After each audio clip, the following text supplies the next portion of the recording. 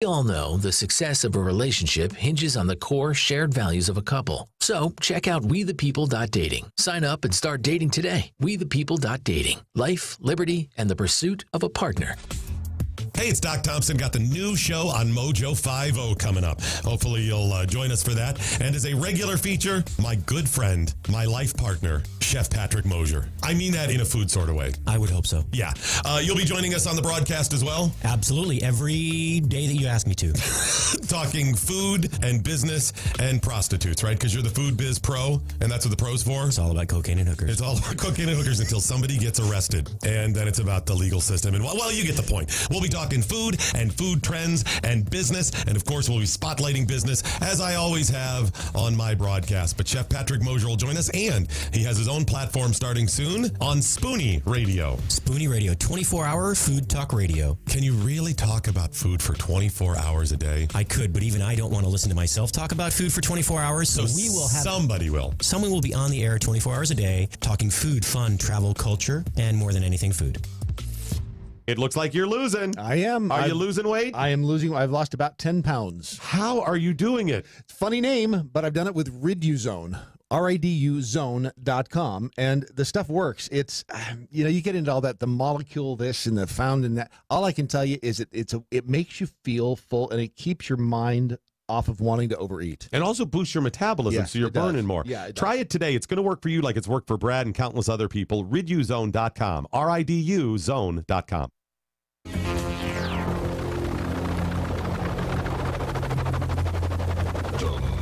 Ship has landed.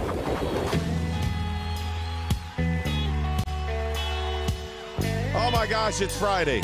Oh my gosh. Thank God it's Friday. Yeah, I think we can all use a Friday. All right. Yeah. Turn this mother out. Ha!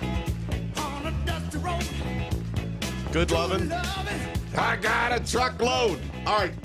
Here's what I'm calling for. Yeah. This is what I am calling for. I don't think we can avoid any mass murders. We can't do that. No. We're not going to be able to avoid any mass shootings because even the people out there, the hand-wringers that believe it's all the guns' fault, are unwilling to address the real problem of mental illness. Yes. So we're not going to avoid any of the mass murders, mass shootings, even if we got rid of guns. We know that. We're not going to be able to have conversations about such things because we're divided like crazy. It's unreasonable, mentally ill people out there. We're not going to stop going, is he brown? Because I'm on the right and I want to know if he's brown. Did he yell Allah Akbar? That's going to happen every time. And if you're on the left, you're like, guns, guns. You're not. None of that is going to stop. This pageant, this show that we do, is not going to change.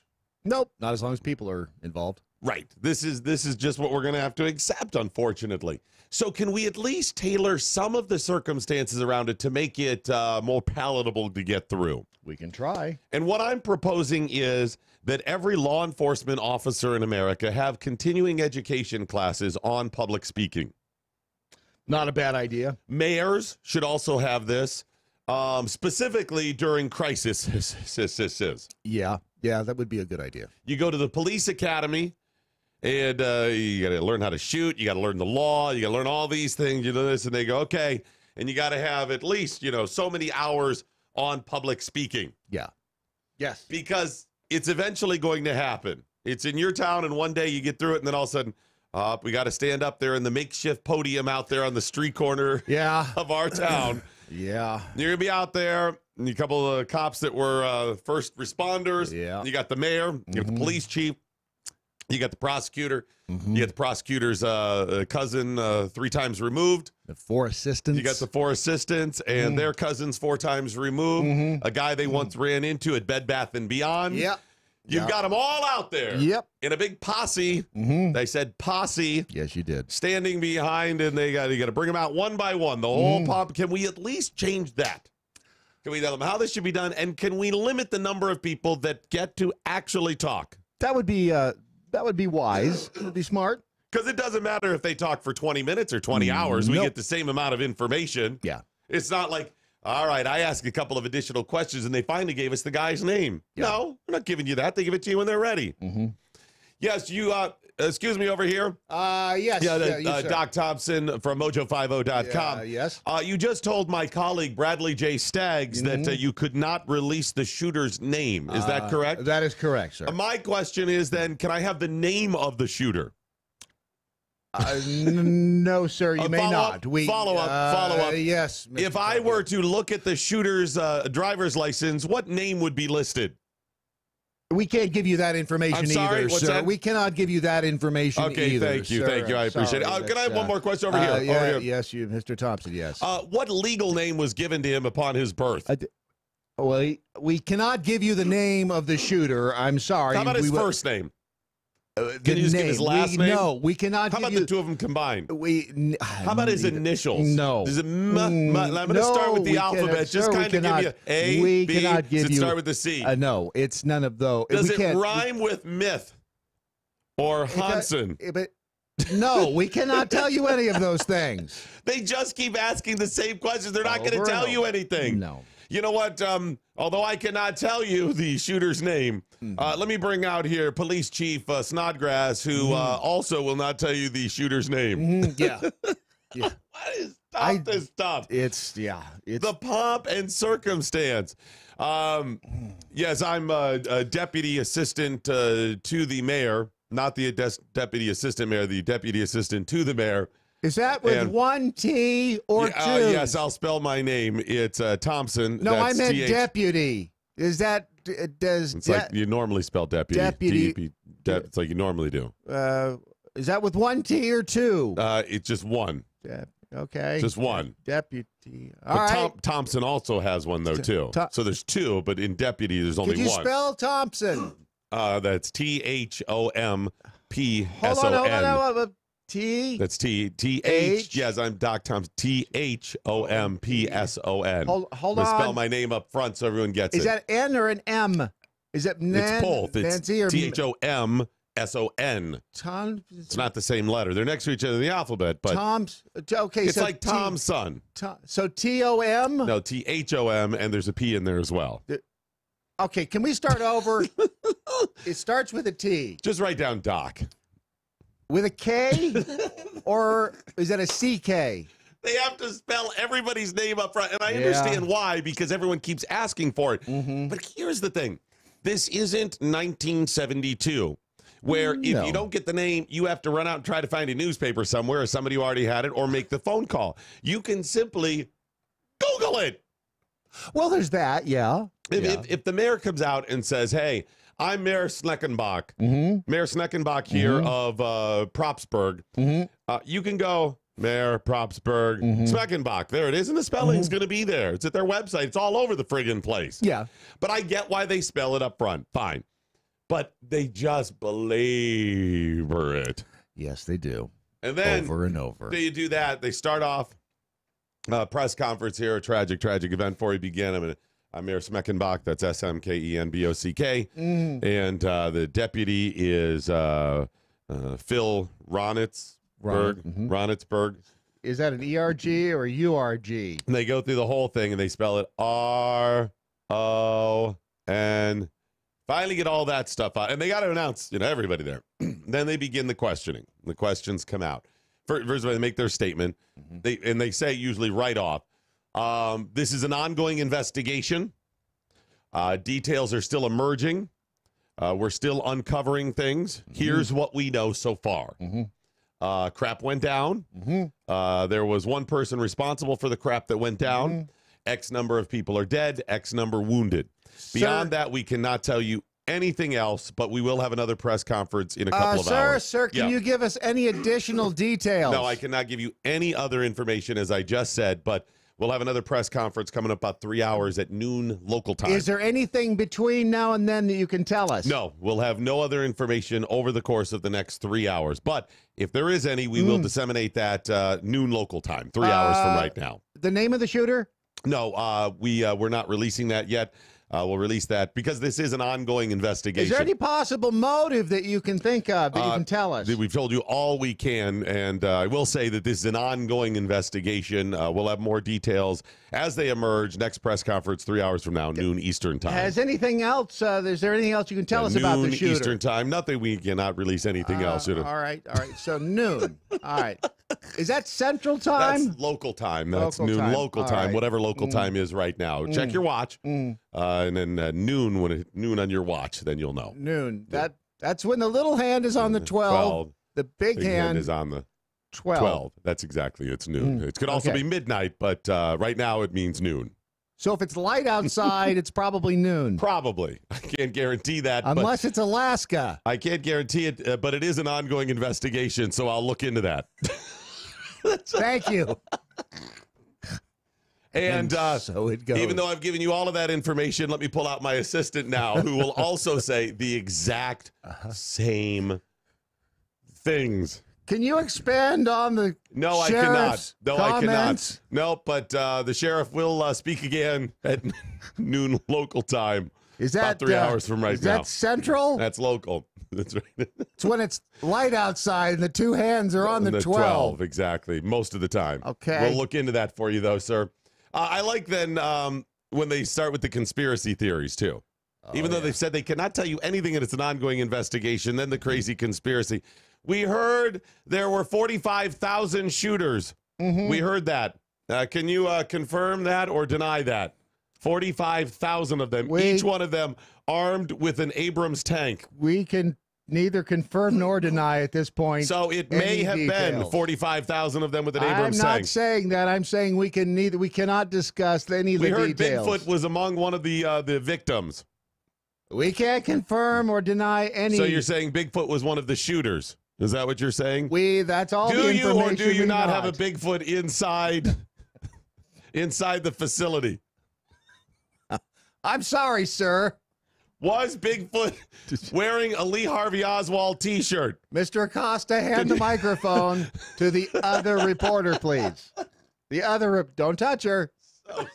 So Don't touch her. We are such a-holes in America. We are. Look at this. Just look at this pomp and circumstance we've created. Every press conference ever. Right? Isn't that how it is, though? And then you've got two types of people, Phil. That's Ron. Tell me his name's Phil Ronsberg. No, it's Ron Phillips. Sorry, Phillips. sorry, Phil. I looked around when he said Phil, too. I didn't know him. No, you got a couple of types of people. You got the person who is the media whore that is the local sheriff, mayor, or whatever. Those are a lot of them. And they come up there, yes, I'm Mayor so-and-so, and this is a tragic event. Notice the tragic look on my face. Whether he really thinks, oh, high five, I'm getting out the camera, right? Like that. Then you've got the people who absolutely painfully do not want to be on camera. And they have that Cindy Brady, you're on the air look on their face. In the back. And they don't have to actually speak. Again, you really need one official in the town. But, of course, the others come out there and stay behind him because it justifies their job and helps them get reelected or promoted, whatever. But then they force that guy to come up there and speak. I don't want to talk. So stupid. They should put a giant screen television up. And as the details they want released, just type them onto the screen. Right. So you can't ask any questions. There's just the details. But then what would the reporters do? Right, exactly. They'd just be standing around. This is one of those things. We do this because this is what we do. Yes. Everybody wants to be the first one to report, and they don't care whether they're right or not. They just want to be the first to report something. Which is so silly because as soon as one person reports it, ABC reports, everyone else just goes, picks up that information and runs with it. It's a very different world. But we do this because this is what we do. And no one stops to question how ridiculous all of this stuff is. No, that's absolutely true. You put out the information. Every once in a while, you'll see a good mayor or sheriff or somebody that is real good at running the press conferences, and it's detailed, and they say, we'll have reports, and, an hour, I'll give you the new information. They put it out there. But I don't know why it needs to be a press conference, like with Q&A. It could just be a press report. Here it is. All right, are you there, press? We're here. We're here. Here's what we know.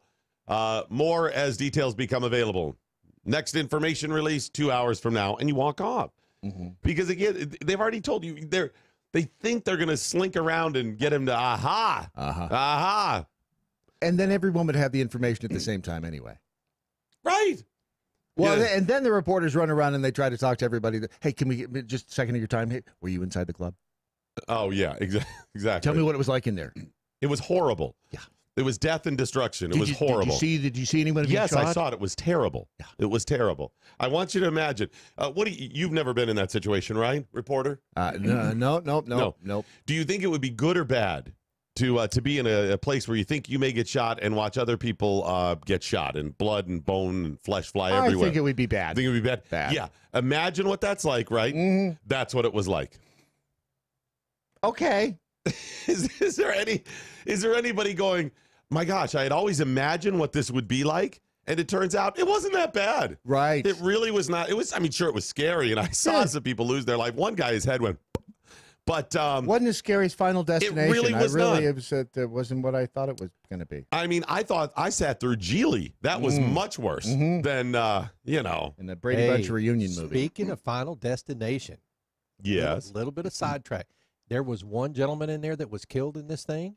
Oh. Who did you hear this? He was in Las Vegas during the massacre out there 13 months ago. Yeah. Was he at the concert or Yes. where? From what I heard, he was. There were actually 5 of them that had been at the concert, which sounds like conspiracy theorist until you realize that was a country music concert in Vegas. And they were It's at a country music That's club exactly or right. that night Yeah. in Thousand Oaks, and people from the Valley and from LA go to Vegas all the time. Yeah, so Yeah, but So it's- astronomical odds even.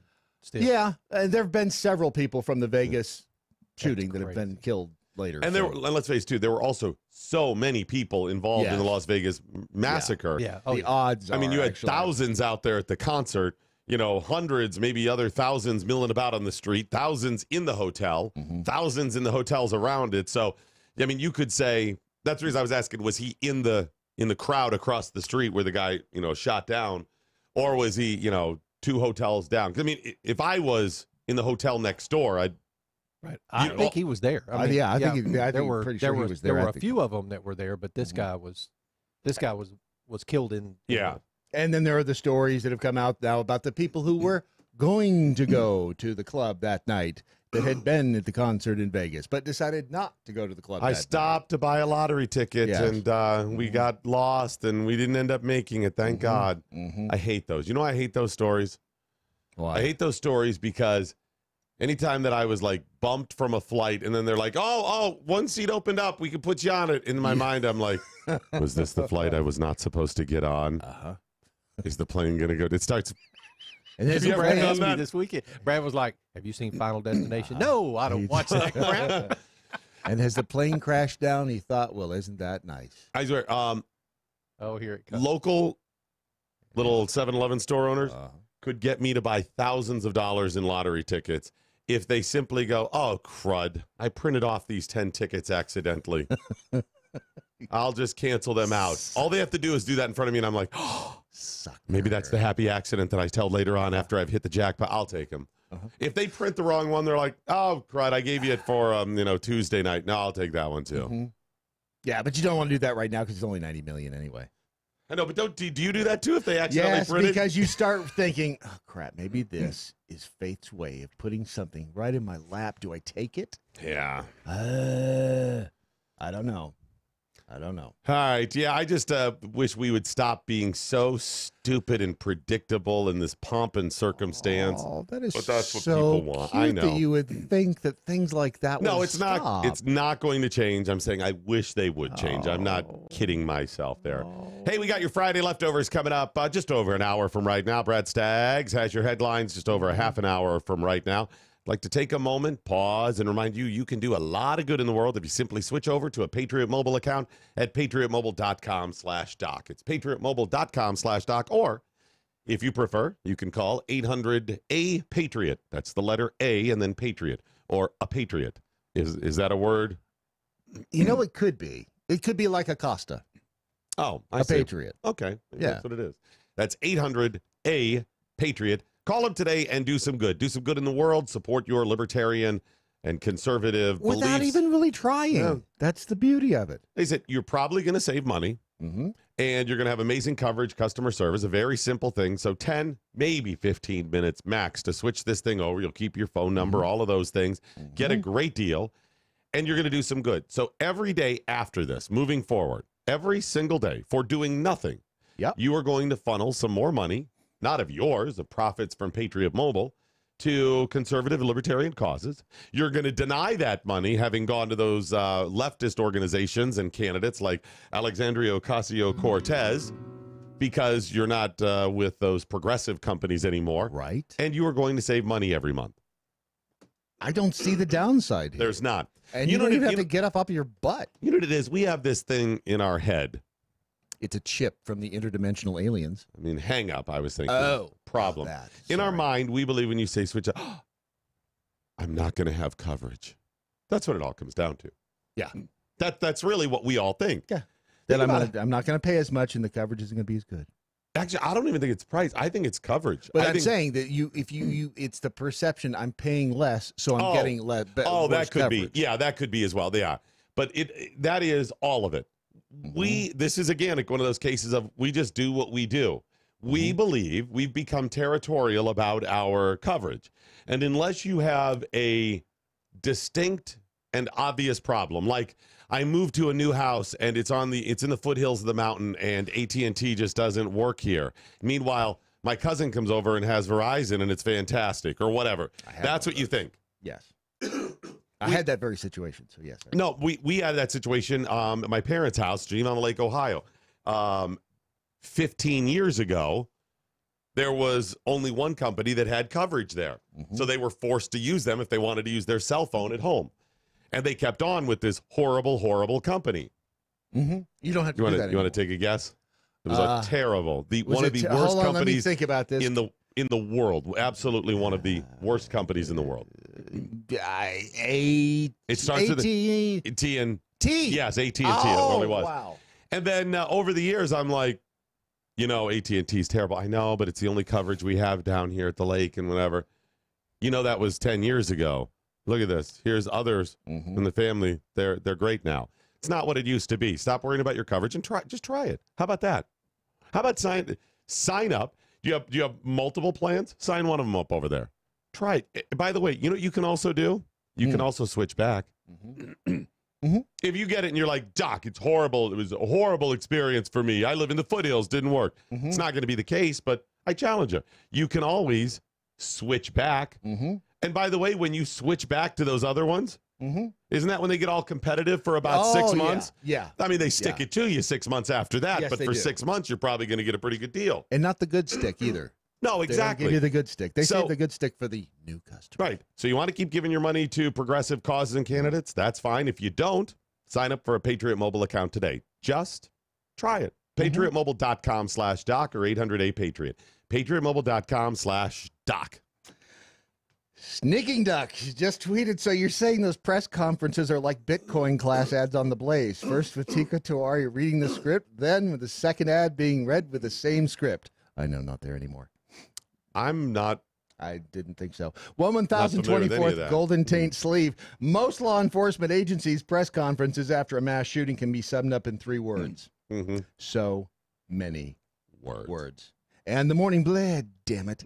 Bigfoot was attacked by a chupacabra that led to an alien invasion, and flight MH370 emerged from an alien alternate dimension, and we found Cal pushing a lawnmower.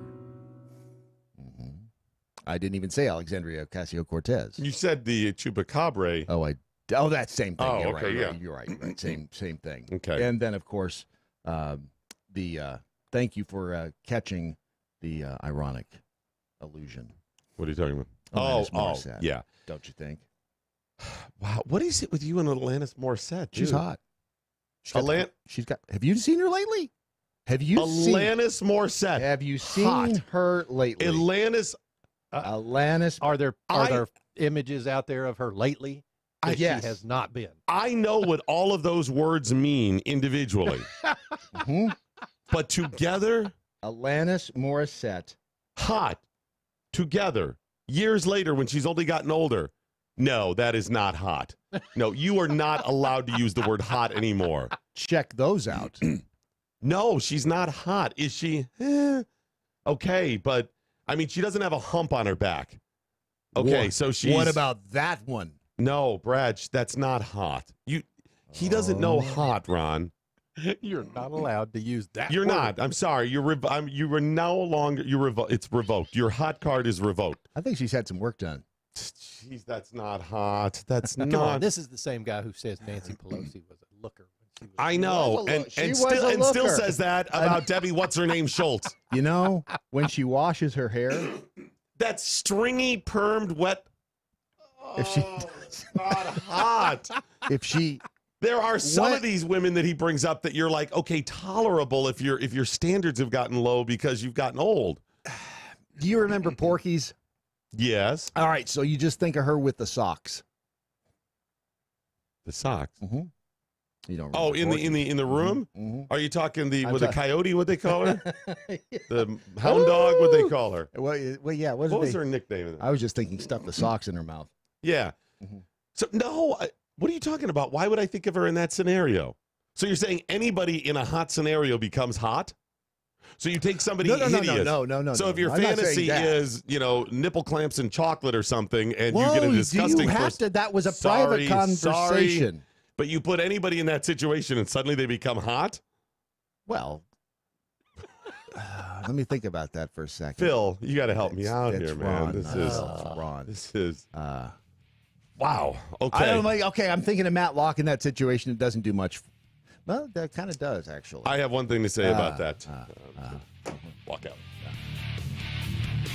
I know not what course others may take, but as for me, give me mojo or give me death. MoJo 50.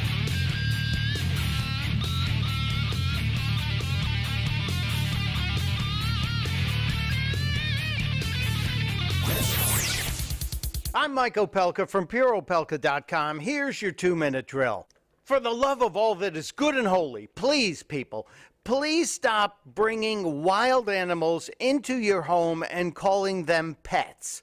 You cannot domesticate wild animals. Even if it's a little teeny tiny bunny rabbit that you found in the yard and you thought was abandoned. First of all, mama bunnies leave the little ones alone so they won't get noticed easily. Yeah, it's all about nature, and nature knows more about itself than you do. Why am I all hopped up about this on a Friday? A gigantic Burmese python, a record setter, 17 feet, 5 inches long, weighing 120 pounds, was caught in the Florida Everglades this week. It's not the first time. In fact, this is the third 17-footer that has been caught recently and part of the Python Elimination Program. Why does Florida need a Python Elimination Program? Because the pythons that were set free by idiots who thought they were going to be cool pets to have are now so big and so pervasive, they're eating everything. They have no natural predators. They're even eating alligators. You heard that. Alligators. And guess what's going to happen when the giant Burmese pythons in the Everglades run out of alligators? Guess who's going to be next on their food chain? It's you and me. So cut it out, people. You can't make spiders, snakes, wolves into domestic animals. It's just stupid. Testudo, my friends. Testudo. Mike Opalka's 2-minute drill is powered by MoJoWildRice.com. Their wild rice is a superfood, gluten, sodium, fat, and cholesterol-free, yet high in fiber, protein, zinc, phosphorus, and trace minerals. But you're going to love it because it's delicious. MoJoWildRice.com. MoJo Wild Rice.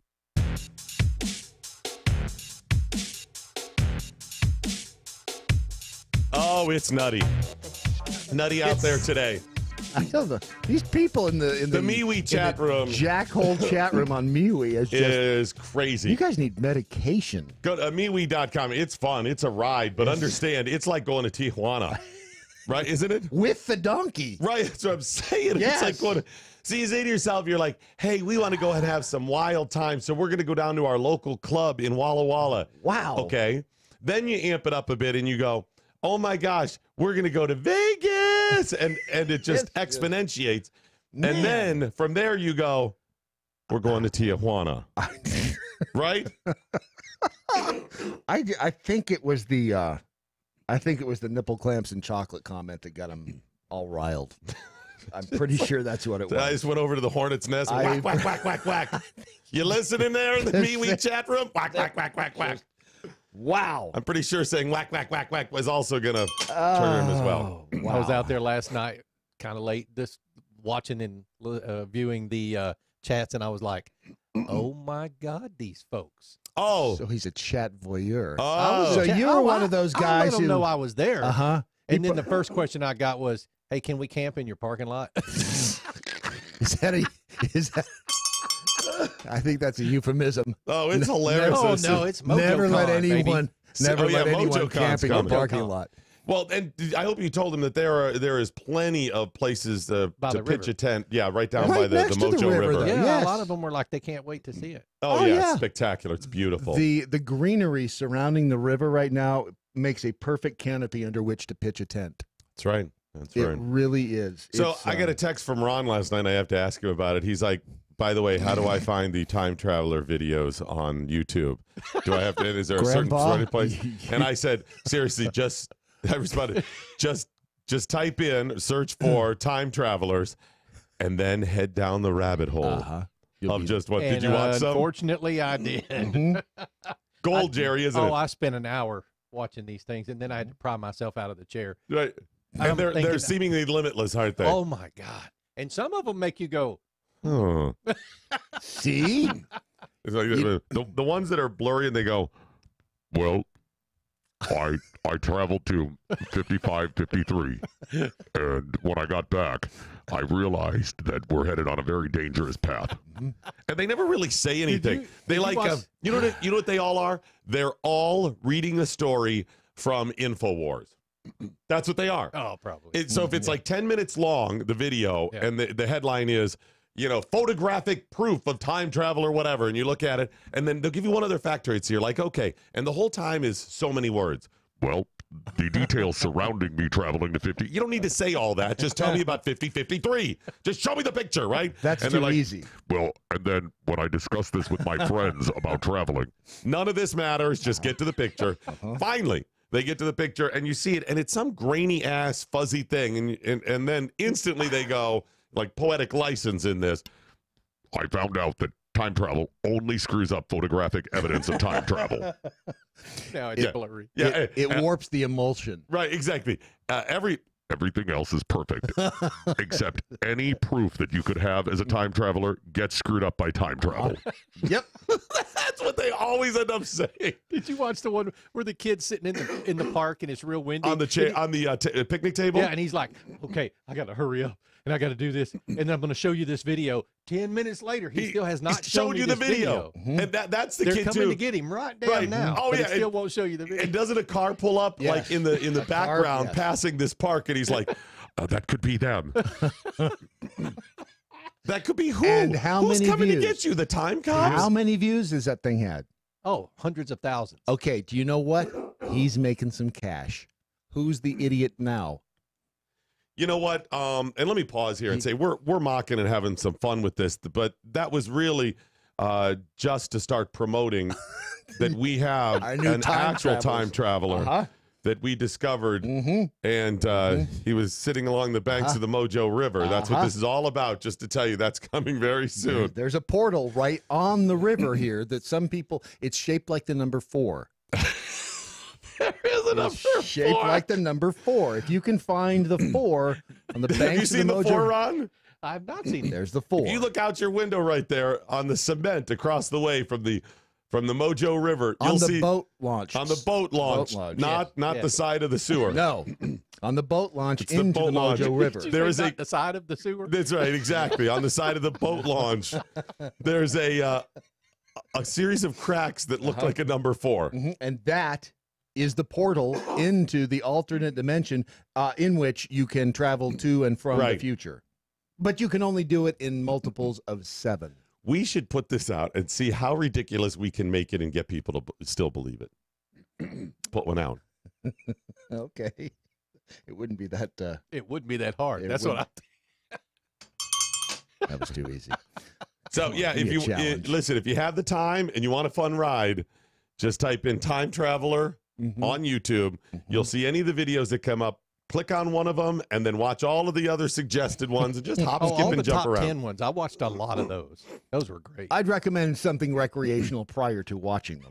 Oh, it is crazy. And be prepared to fast forward. I'd put it on like 1.5 times and stuff. Yeah, because you still get the point. You Yeah. can still understand them at 1.5 speed and still be entertained. And then not waste all the your other one I time. mentioned was the dumpster divers. That's kind of like Storage Wars, but dumbed down. Have you ever dumpster driven? Dumpster divin. Driven, dived.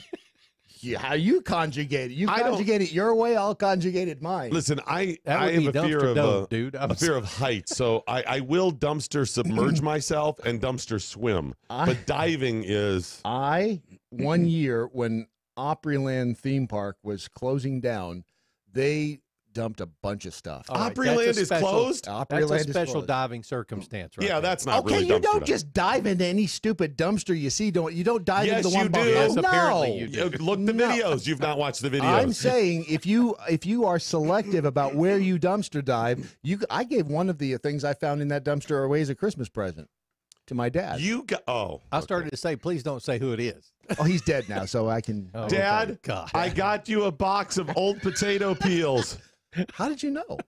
He liked old potato peels. some coffee It grounds, was- and What some could you crumbled have- up paper. What could you have possibly found that you? That oh, a you very could- nice jacket. Really? Yes, a very nice. They threw away stuff that was Was it gray? only With one smudges of spot. There was some red over here. Was it a splotchy yellow was- part? It was kind of a tie-dyed. Dad, it's a special limited edition urine scent jacket. It's got some brown on it, some yellow. It's kind of a blue, but more of an aquamarine. It's kind We of called faded to this the green. weekend bender jacket. Calvin Klein's new homeless collection. You know, if you boil this jacket in water, you can make soup. Dad, it's our soup jacket. In an emergency, just suck on the lapel.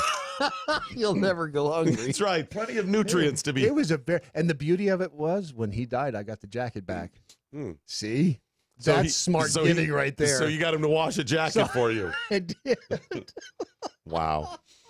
No, there's a lot of things you can. Yes. It is panning for gold. But you don't just dump into you don't go to the KFC and jump into their dumpster. I 'cause watched one, and the only reason I watched them is because I'm like, can I get cheap free stuff here? And I'm still not ruled it out yet. But it's not as easy as it sounds. But it is fun. I watched to a do. series of them from Black Friday. A guy was like, here it is. It's cold morning in Nashville or somewhere. I think it was Tennessee. And it's where I Black did Friday. I figure it's a good day to go dumpster dive. No, it's not. When is the good day then? Why would Black Friday be better? Everyone's just shopping more. That's not when they fill up the dumpsters. If I'm anything, trying to it would think be. of a reason it would be good. A good day. Well, in your mind, you're like, hey, lots of activity. No, you need a lot of the days that they put a lot of stuff, like right before they empty the dumpster is the day. Now, Well, there then may you be can't get to the stuff at the bottom. If you go when it's full, you can't get in there. You have to be it has to be at a level at which there's some Let me room help for out. you to get. You don't want to go the day after they empty the dumpster, which a lot of them did. That's true. Same guy's like, all right, here we go. Oh, he's like, look into it. Oh, wait, no. Yeah, I think they must empty these yesterday. And they're really sticky. Yeah. You get into them, and they're really sticky. And then a lot of them, they have the enclosed dumpsters now. Have you seen them with like the lid on them? And they, yeah, the sliding door on the side. yeah, but some of those you don't have access to. They go right from the inside of the store or whatever. There's like a chute. So you haven't really, seen those. yeah. Well, I saw them in the videos. That's going to be where the really good stuff is. Yeah, exactly. And you can't get in there. Right. Because why would they lock it unless it was valuable? There it is. Ooh, that's smart. Yeah, We gotta and find one of those. if you can find it on, well, way in there, legal, of course. Right. No- Yeah, no one else. Do not trespass. No one else has been able to get in there. Right. So it's So you need a pair of bolt cutters, probably. fertile minefields. That's what that is. How do they empty Sorry. it then? Mine shafts Mine boxes. and fields, I guess. Yeah. How do they empty it if it's sealed? I don't know, man. I didn't. They didn't go into those details on the videos for dumpster diving. Now, had I gone over to the videos on dumpster emptying from people who work as garbage men, and I'm sure they're out there, Yes. then I would have probably learned that. You got comments? The first one I saw was Whiskey 6 on MeWe, sticky cat taint. All right, let's just move on. I don't know what they're doing in there. I don't know. I think they're just messing with you now. I think they are. You're welcome, says Lori Dolge. Good deal. Listen, if you are interested in saving a bunch of money, making a bunch of money, we've got an idea for you.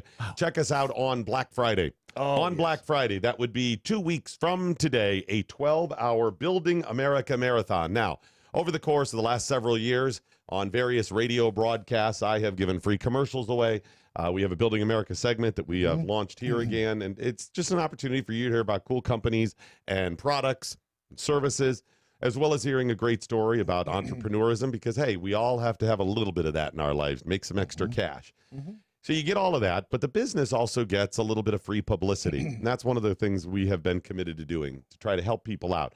So on Black Fridays past, I've done 2-3 hours of free commercials. It's been pretty successful. I said, you know, we got our own platform. We can do whatever we want this year. So we're going to do a 12-hour marathon. So, no, it's really what it is. So be it. And maybe people who said to us, no, you can't do it, or you can't do more than a couple hours of it, maybe they're right. Maybe it's a bad idea. Well, we'll find out. We'll find out as we do a 12. I mean, we may get 4 hours in and go, wow, they were so right. It's a good thing we didn't do that years past. Or, and this is my speculation, we may go, oh my gosh, this is absolutely worth it. Can I make a suggestion? If you plan to call in on Black Friday, yeah, go ahead. Please make sure that A, you are in a good cell area. Yes. B, you have a cell phone that you didn't find at the bottom of a dumpster.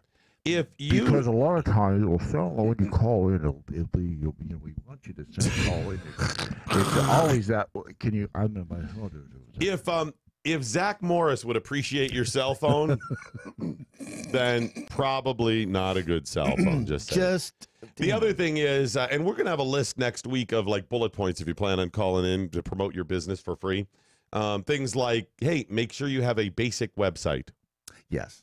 Something where somebody, and that's good advice. It could be just a landing page that you can start. Go to, what is it, Wix, or what's the other one? WordPress.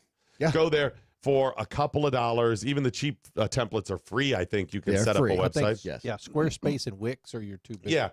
Put up a landing page with a website that's easy. With a contact form. I say this to people that do work on Etsy, because there's a lot of them that do Etsy, but they call in and they're like, oh, it's an Etsy page. And I say, okay, fine. What's the Etsy? It's Etsy.com/Bradley J. Staggs 148597 Teal Day _37. I love porcupines. Yeah. And you're like, I can't, you're trying to type this stuff in. Just put up a website with the basic name and then forward it. Yes, link it over to your Etsy page. And it's really easy to do. It looks better on your business card. So consider doing that. And finally, if you do have a website that has limited views or bandwidth going to it, where because you have a lower pack, you might want to push that up for the day. Because you can change your plan with some of these for a week, a month, whatever. It's not like, because when you get up to the higher levels, it costs you some money. Right. But for a day or so, week, whatever you can, a month, put it up to the higher level. You can always drop it back down if the traffic dies down. But we have crashed so many websites in years past. We have, especially if they have to do with hot women. Yep. Crashed. And by the way, I would encourage you saying that there's also hot women involved. Yes. I sell pens with hot women. Yep. So there's hot women on the pens? No. Are there pictures of hot women? Nope. I just want to say hot women. Yep. And it could be just so you work with hot women, as long as you're telling the truth. Actually, you can just say hot women. You just do this. Hi, I'm here to call in about my business. What's your business? I do hedgehog cleaning. I clean hedgehogs. Do you? That's not the hedgehog. Okay, all right. Hedgehog. So if you have one, right? It's not really bathing; it's cleaning, because I don't get that personal with them. Right. Hot women. Right. I love. Sorry, what did you say? Hedgehogs. It's I love hedgehogcleaning.com. Okay. But hot women, hedgehogs are a passion. What did you say? I heard hedgehogs. I love hedgehogs. We clean hedgehogs. Hot women. Okay. And if you go to the website, there's a special for this Hot Women Black Friday. So and hot women on the something about hot women. Did you say? I'm sorry. What? Hot women. Hot women. Hot women. No, we were talking about hedgehogs. Hot women. Okay. I think if you do that, people are going to check out your website. It's like the sex figures in the ice cubes in the old magazine ads. It's subliminal. You've never heard that? The old drink ad, like for the whiskey. Remember, they used to be able to advertise. I guess they still can in print, but if you looked in the ice cubes, you could see that was their way of. That may have been a young Bradley J. Staggs that was so geared up that he was seeing naked women everywhere. Just Google it on Yahoo. Look at that cloud. It looks like a naked woman having sex with another naked woman. There are in the images in the and ice look, cubes. it just shifted. Now they're having more sex. This is scientifically proven. Here's another cloud woman coming in enjoying as well. No, I actually wouldn't doubt that. They look at the cigarette packs, right? All that stuff. Yeah, subliminal ads we know works. Hot women. So if you go to MoJo50.com, hot women, and log on, you can register your business to make sure you actually get in, hot women, on Black Friday, because we don't want to pass you over. We want to make sure, hot women, that you take part at MoJo50.com. Now, you can also go there and register for Hot Women. A gun that we're going to give away, Hot Women. We're also going to give away, Hot Women, a, what is that, Minuteman watch? It's a Minuteman watch. We're going to give away a free logo design, some artwork, Hot Women. Also, Brad, what else are we giving away, Hot Women? It's the cell phone case that's not only a case, but it is also a battery backup. It's a stun gun. It cooks your biscuits. Right. And that's a euphemism. And you can fish with it. All right. Just go to Hot Women, MoJo50.com. Register today for that. It's very, very simple. All right. Have you saved your heart yet?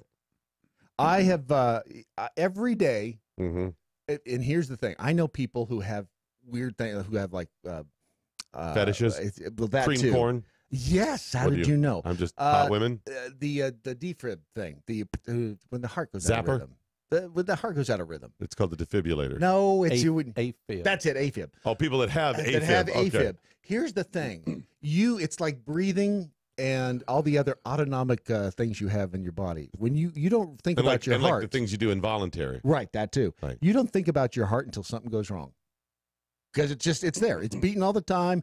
You don't think until it starts to race or until it starts to, you have a problem with it, and that's when you start thinking about it.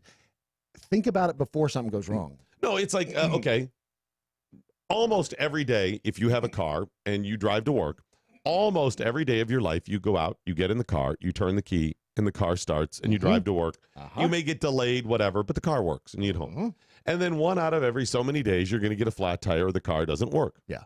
And those are the ones that you're like, Jays, whatever. You don't appreciate that 7,000 days in a row, you never had a problem with your car starting or getting you to work, but the one time. We take all of these things for granted. Your heart, absolutely. But you may have the beginnings or actually have heart disease. Lots of people do, and lots of people die from it every day. You can save your heart from heart disease. You can stave off heart disease. You can also treat heart disease if you go to SaveYourHeart.com. SaveYourHeart.com. SaveYourHeart.com has an entire plan set out for you. It even features the Pauling Therapies Essential Formula, which is the perfect formula to help deal with heart disease and even prevent heart disease. Get all the details. They explain it better off or better than I can. But if you're... You think so? I don't know if they can do it better than you can. I think you're doing a fine job. Keep going. If you're healthy and getting the proper nutrition, that's not a problem. But most of us are not. Even if you think you're getting the proper nutrition, you probably are not. Remember, in today's world, there are things we do that we think, hey, we do these because they're healthy, and it turns out they're not all that healthy. One of the things we've explained, okay, you're eating vitamins or getting your vitamins through vegetables and that. When were those vegetables picked? You don't know. Right. You can look this up. The second you pick vegetables, they instantly start losing their nutritional value. It's because they're dying, because you yank them out of the ground. They're screaming. Right, exactly. So if it took 3 days to get them to the store and they sat in the store another two or 3 days, you take them home, you leave them in the refrigerator for another day or so, you may have 10% of the nutritional value as far as the vitamins and minerals go. Yep. So you don't have to worry about that if you're on the Pauling's Essentials formula. All you have to do is, and you're getting in the right doses as well. So it's SaveYourHeart.com. Get all the details up there. SaveYourHeart.com. You can also call 77-HEART, 800-77-HEART. Do you know those numbers, Brad? Go. 877-HEART. What is heart? What are the numbers? It's they're 7. It's heart. It's 43278. That's what I just said. Okay. 877-HEART. Save your heart. DMXDM, I did take an occasional dive in there. I think he's referring to a dumpster. I hope so. Have a cool little street light on my desk in APR Coffee right now. You see? You can find good stuff. Who was it that wanted to know if your hedgehog cleaning service also accepted purple beavers? It's probably Angry Purple Beaver. It was High Country Digger. High okay. Country Digger, do you clean purple beavers also? I mean, I'd be willing to branch out, hot women. Sure. Mm-hmm. You know, we can do that. All right. Let's be frank in PA. Was that I love monkey pies or thighs.com? It's actually both. We have two businesses. They're co-businesses, and one feeds the other. I'll just leave that right there. Bearded Lucky Farkin, if you call and refer to hot women, make sure that you clarify if you are talking about Brad's version of hot or our version. Wow. Real hot or Brad hot? Wow. Two different skins. You know how you go into like Thai restaurants and they have American hot or Thai hot? Mm-hmm. Yeah. There's hot, and then there's Brad hot, which is ooh. Mm-hmm. And 1024th Golden Taint Sleeve, it just so happens that my business at Woof Shop sells T-shirts to hot women. What is that website? It is at Woof Shop. That's How's that spelled? THEWOOF and then SHOPPE. And there's two P's? And there's two P's. It's PP. Why do you got two P's? It's just a little PP right there in the middle. I know, but to put two P's in there throws people off. Well, I'm guessing the one with one P was taken. Listen, the people with the website MoJo 50 as opposed to just MoJo, right, is criticizing that you have two P's in shop. I'm pretty sure I know why you have two P's in shop. Yep. It might have been available. Sometimes you take what the interwebs give you. Exactly. That's it. You're going to take it and you're going to like it. All right. So it's the Wolf Shop with two P's. Uh-huh. So that's PPTHESHOP. Is that right? Yes. Whatever you just said. It might be just the THE Woof WOOF shop SHOPP.com. And Sean over on Facebook wants to make a slight correction. I think he's right. The sealed dumpsters to which you referred are cardboard compactors. I kind of thought that. Okay, I wondered that when I saw them. So but do not climb into the cardboard compactor. There could be something good in there. Yes, the last person that climbed into it and do they have a wallet on them? And are they compacting at that moment? That's good. That's a good point. If it didn't crush their watch, they probably have a good watch. Listen, if I'm willing to climb down into an old mine shaft and the chance that maybe some miner 600 years ago forgot one little gold speck, I'm willing to climb into a garbage or cardboard compactor. Are all of those sealed ones compactors? Most of them, because again, why would they seal? Why? No, that's what I thought as well. If they're connected to the building, they're usually a compactor. Because there's some that are not, though, too. And I've seen the ones with the little sliding doors, like on the side. The sliding doors are probably not compactors. No. They may be, but the compactors usually have just a slit where you slide the cardboard in. So my question is, what the ones with the little door on the side? Mm-hmm. The door is like halfway up, so you can only fill those halfway. No, once you get past that point, you use the top. It's to make it easier for somebody to, because you know how you go outside with a big bag of, big hefty bag, you go to throw it over the top, and it usually just breaks open, and you spew trash. No, it doesn't. That's the fun, man. That's how you having fun. If I got to take something to the dumpster, at least have some fun. You get to But then you have to clean it up. I'm not cleaning it up. It's from the dumpster. If you go out and you are working at that business and you go to swing the bag in and it spews trash over the parking lot, you end up having to clean it up. Only if somebody saw me. Well, if it's your job to take out the trash, I'm guessing that Mr. Bossman knows it depends. It depends. What if you're at a big company? There's multiple people. I just say Steve did it. Plausible deniability. That's the whole thing, right? If you're not, however, in a company where there's several people, you end up getting. Why not just make a shallower dumpster so you don't have to do that? Because then you can't get as much stuff in. If you make it longer, you can. What if you don't have the space for it? What about a recessed dumpster or a dumpster with a little platform? For vertically challenged people. There's all kinds of ways, Brad. All kinds of ways. But these all you see cost money. Or put it next to a doorway that's on the second floor. You just open it and chuck it down in there. Oh, that's an idea. Then you have to leave the top open, and it's a big problem when other people come and dump their crap in your dumpster. That's why a lot of them you can do it with the little locked. slide door, though. You can lock all those doors. Not lock the top.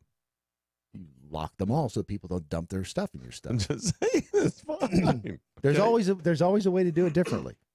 Yes, It's just more and there's expensive. always a way to get the stuff out. I'm just saying. Okay. All right. We'll get some more comments coming in. Your Friday leftovers just over a half hour from right now. But did you see the mass murderer there in Thousand Oaks? Did you see the details surrounding this cat? Yep. Marine. Yeah, his name is Ian David Long. He was 28.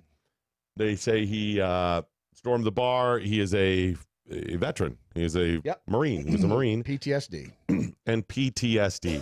I want to bring that up and spend a moment talking about that because I've seen it reported that he was a white dude. Yeah. I mean, that's the gun and the fact that he is white leads a bunch of the headlines. A few more will try to connect up right wing. Seen some of those. Seen a lot of stories about the gun, the number of mass shootings. Right. Bunch of those. I've even seen some people mention that he was a Marine. And a few out there, veteran. Very few have mentioned PTSD. What he did was wrong. It was reprehensible. Do you think he was in his right mind? Do you think he was sane? Oh, no, he had the crazy eyes. There's a picture of him. Yeah. He had the crazy eyes. There was something not right in his, obviously. Folks, something not right in his head. There are cases where people commit murder because they're so jealous or hopped up or just whatever. Most of these, there is a level, and, I'm not a clinical psychologist or something or psychiatrist, but there is a level of crazy. I know that's a broad term, but there is crazy. There is mental illness. And it's been admitted this cat was being treated for PTSD. Some of his mental illness, don't know what percent, but some of it is due to PTSD. Now, I cannot blame that on the Veterans Administration because he is ultimately responsible for the crimes he committed. Right. However, where is the Veterans Administration? Not in this, but in all of these cases. We have highlighted over the years the failures of the Veterans Administration over and over. They have not corrected the problem. Donald Trump has not seen to them correcting the problem. Veterans are not getting the help they need. This is the takeaway from the story. This is it. Nothing else is different than the other stories. Slight variations on a theme, but it's the same story. The difference here is crazy specifically as PTSD from a veteran. So instead of trashing the Marines or somebody on the right or the white guy or the guns, let's take a moment and say, are veterans getting the help they need? Where is the Veterans Administration? Not in helping this guy, in helping everybody else. Well, we are not going to let that stand because we are going to help veterans in a gargantuan way. And we're going to have details on that coming up 2 weeks from today on Black Friday.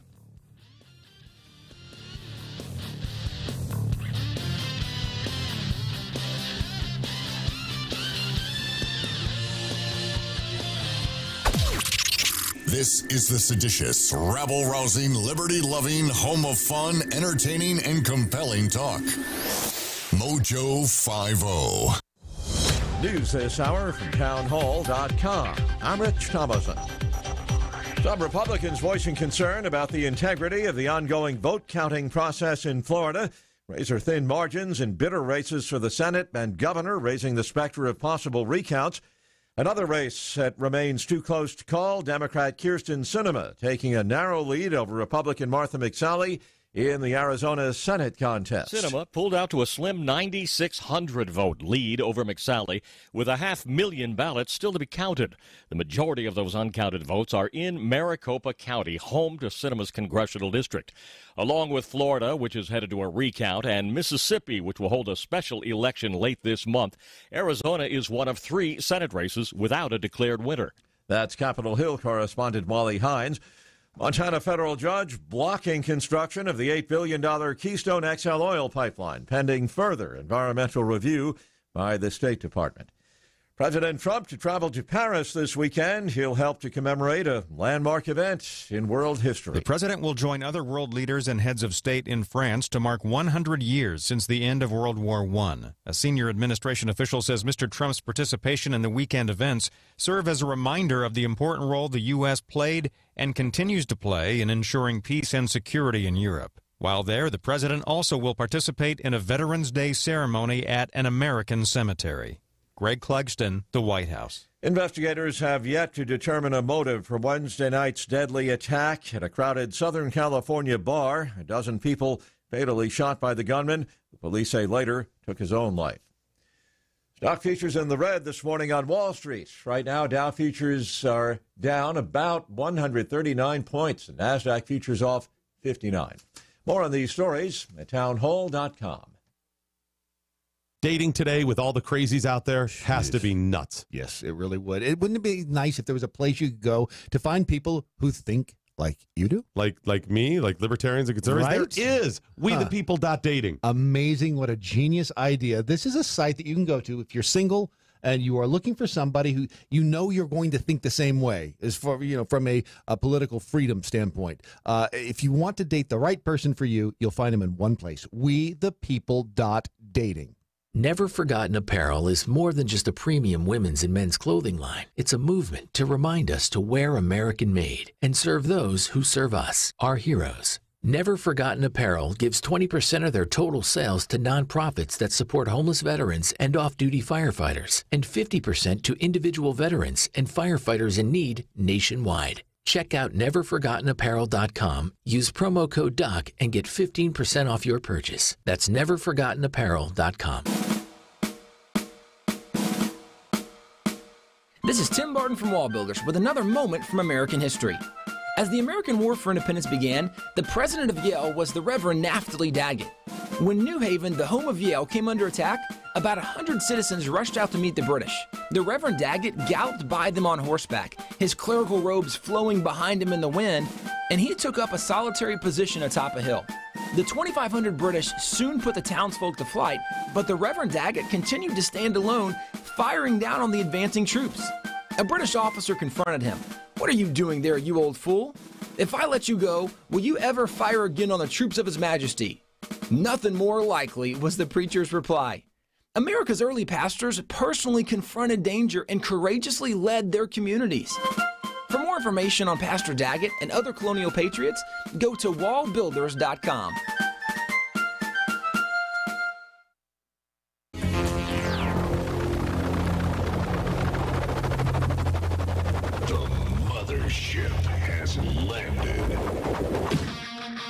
Doc Thompson and Brad Saggs of MoJo 50 taking your communiques now all across social media spectrum. Please take a moment today and follow all of us across the social media spectrum. At Real Brad Saggs, at Doc Thompson Show, and at MoJo 50 Radio, I think, on most of them. Yes. TJ Toppin just tweeted, "As a Marine, I would like to apologize for this Marine's actions. It does not reflect the views of all Marines, but we will work to keep it from happening again." No, I'm not taking your apology. It's understood that that is not reflective of all Marines. It's not reflective of all people. It is such a very, very small percentage of people who commit heinous crimes to this level. It's infinitesimal. It's so small. As much as they want to, on the left, promote that this is common, which is what they do. I saw a story yesterday. The worst mass shootings in modern times. Some of them are going back 30 years. Right. They mentioned like 15 of them. Like we said about your car starting every day. Mm-hmm. Almost always your car starts. Once in a while it doesn't, and those are the ones you remember. Yeah. Every stinking day you encounter hundreds of people. How many of them murder you? Yeah. How many people get shot? How many people are in one of these masses? They want to tell you, look, these people, they were at the one in Vegas, then the one here, and the guy got shot. Yes, those things happen at times. It is still so small. It's the racism in America. Hey, what about the rest of the world? America needs to be more diverse. Okay, what about the rest of the world? This is not the problem. This is not an issue, but you're making it. Unless you live in Chicago. Yeah, that's kind of the norm. I will give you that. Yeah. You got to remember, folks, they want to make this more sensational and lead people to believe it happens more often than it does because it helps them with their agenda and their agenda of control. We know this. This is who they are. Some may believe it. Oh, look at how awful it is. Many do not. It is just helping them push the narrative because the people who follow them, base their reactions on emotion. Not logic, not thought, none of this. It's emotion. So I appreciate the apology. Was that TJ Toppin you said? I appreciate it. Most people know. Most normal people know. Instead, let's focus on the PTSD and mental illness, whether it's PTSD related or not. But in this case, since it's on our radar screen, let's use this as the opportunity to say, hey, Veterans Administration, what the F? Not that it's their fault, but they are there to help people. And instead of just putting everybody on meds and then putting them on a wait list or whatever, you're getting paid well to do a job. The budget for the Veterans Administration is almost $200 billion a year. Now, that's not me being critical of spending that. I'm happy to spend whatever money it takes to get the veterans the help, treatment, services they need, because that was our contract with them. Both legal and moral contract we have. So I'm fine about that. What I'm saying is they are pissing the money away. Imagine that, a government agency not spending the money efficiently. This is what they're doing. Simply doing deals with Big Pharma. This is honestly the evil that's going on. Big Pharma is like, push those meds out there because we get paid from the government. It's part of the militarized industrial complex. Big Pharma makes gobs and gobs of money from your tax dollars that we just push those meds, sometimes 20, 30 different medications that a veteran is on to help deal with stuff every stinking day. And if they send you the wrong meds, oops, they just say, just throw them away or flush them down the toilet. Send you more. Meanwhile, Big Pharma still got paid for those meds. And the Veterans Administration is culpable in it. Meanwhile, the veterans are not getting the help, whether it's physical, mental, or social interaction, getting jobs, whatever it is that the Veterans Administration is charged with the tasks of doing. They're not doing their job. The Veterans Administration is primarily a failure in the amount of money that they spend versus the outcome. And the outcome is crap. They have actually killed veterans.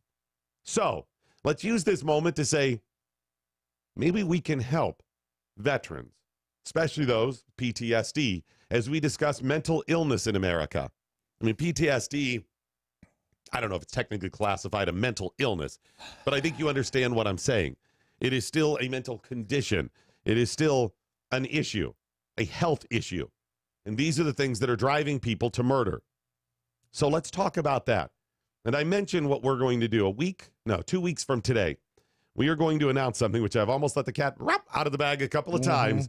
I'm so geared up for this. Something huge that no one has ever attempted before. That's true. It is big. Usually when you say that because it's a bad idea. Yeah. No one has ever attempted to purposely run their head through a planer. This has a lot of moving parts. It's really difficult, but it's going to do a lot of good. And we're going to announce that on Black Friday, and we're going to need your help with this thing.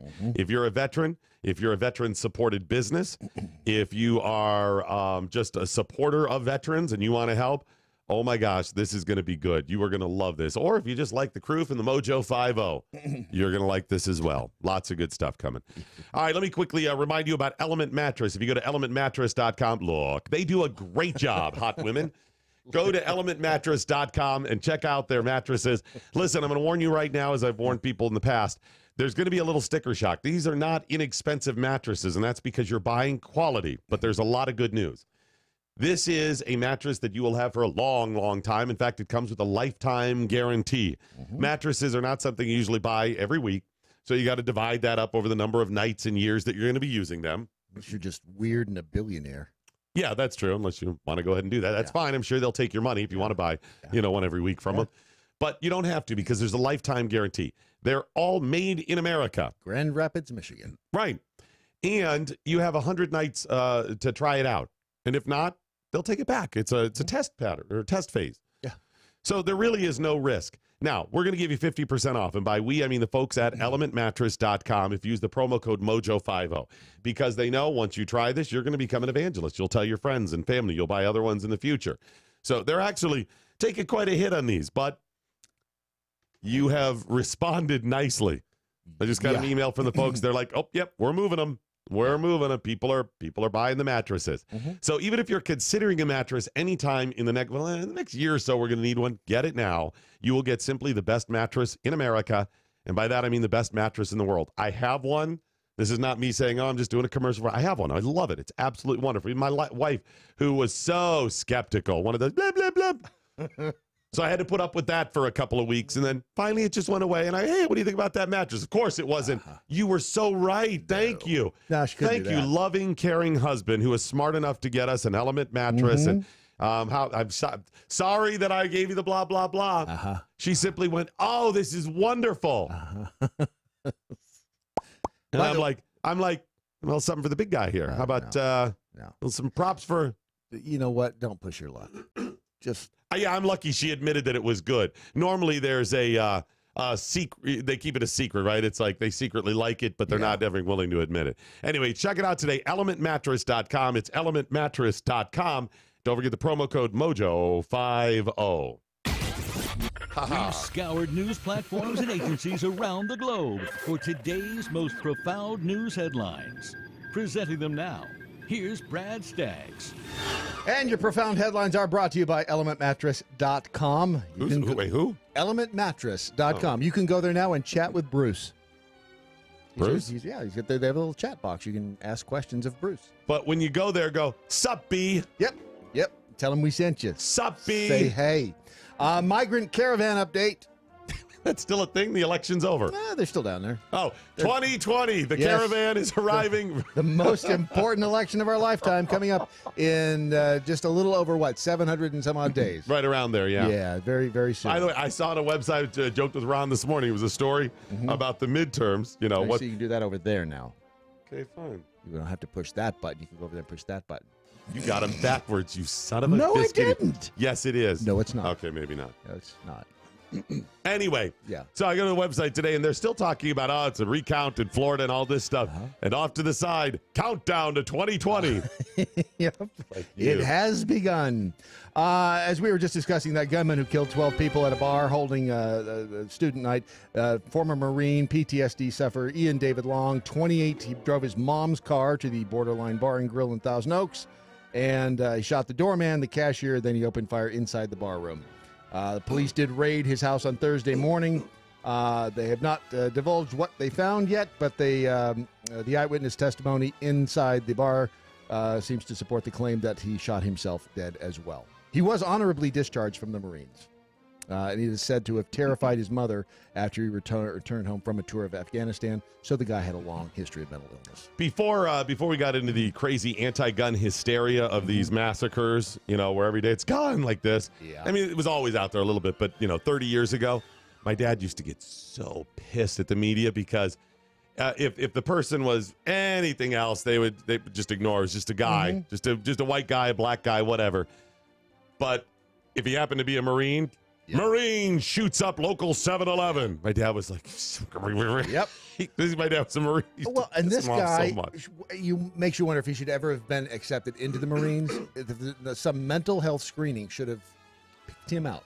Johnny Joey Jones said that. Everybody goes, listen, a lot of people go into the service because they are not all that stable or financially or come from a bad background or broken family, whatever, and they have some issues. Nothing wrong with that, but if you are in that situation and then you see your buddies get blown up, you're building some rough times on some bad times. I have seen it personally. I've seen friends who have shouldn't have been in the first place and come back, and man, are they messed up.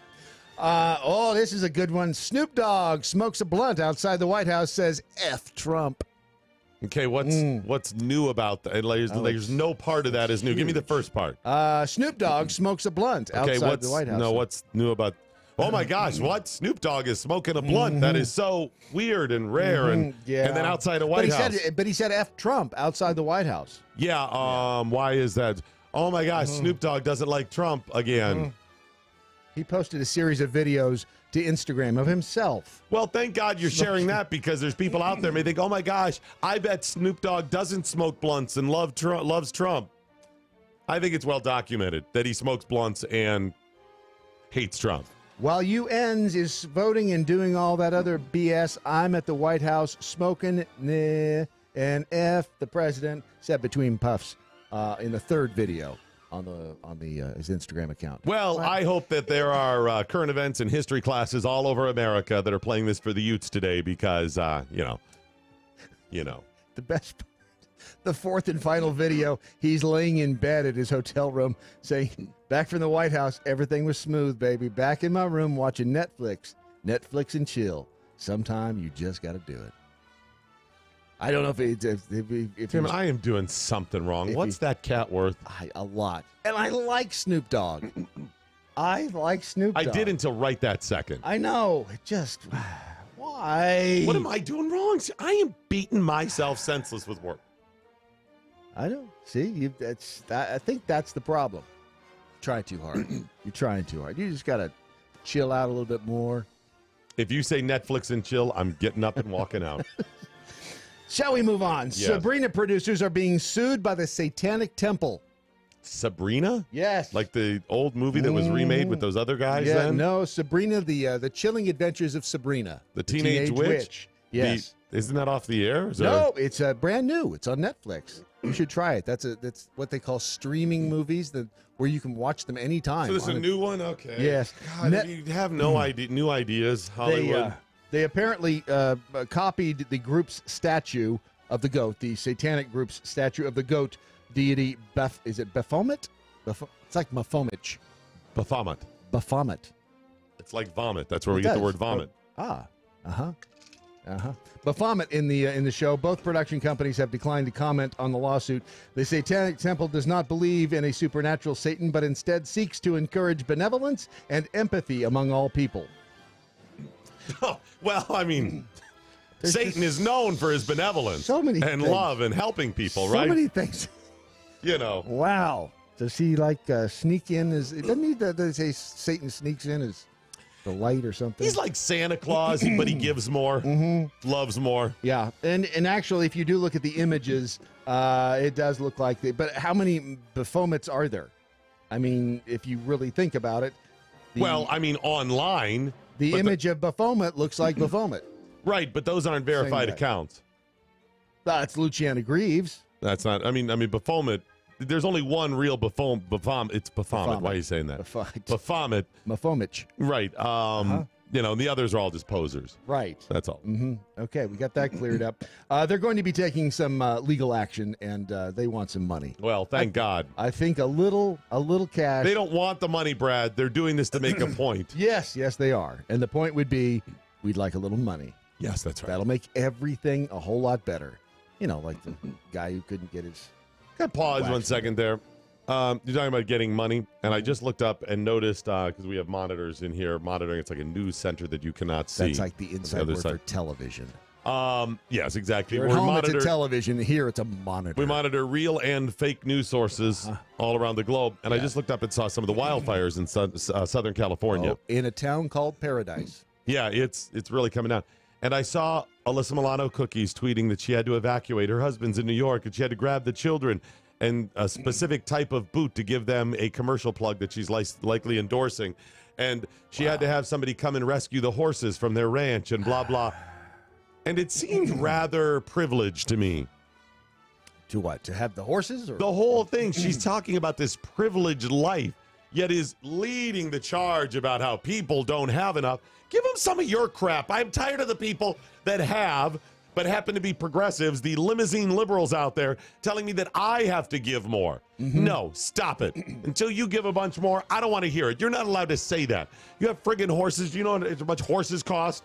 Seriously. A lot. To have horses? And she's like, here's her justification. One person called her out, and she goes, they're rescue horses. What the F does that matter? They still cost money. Do you know what horses, do you know how much horses eat? They eat like a horse. Thank you.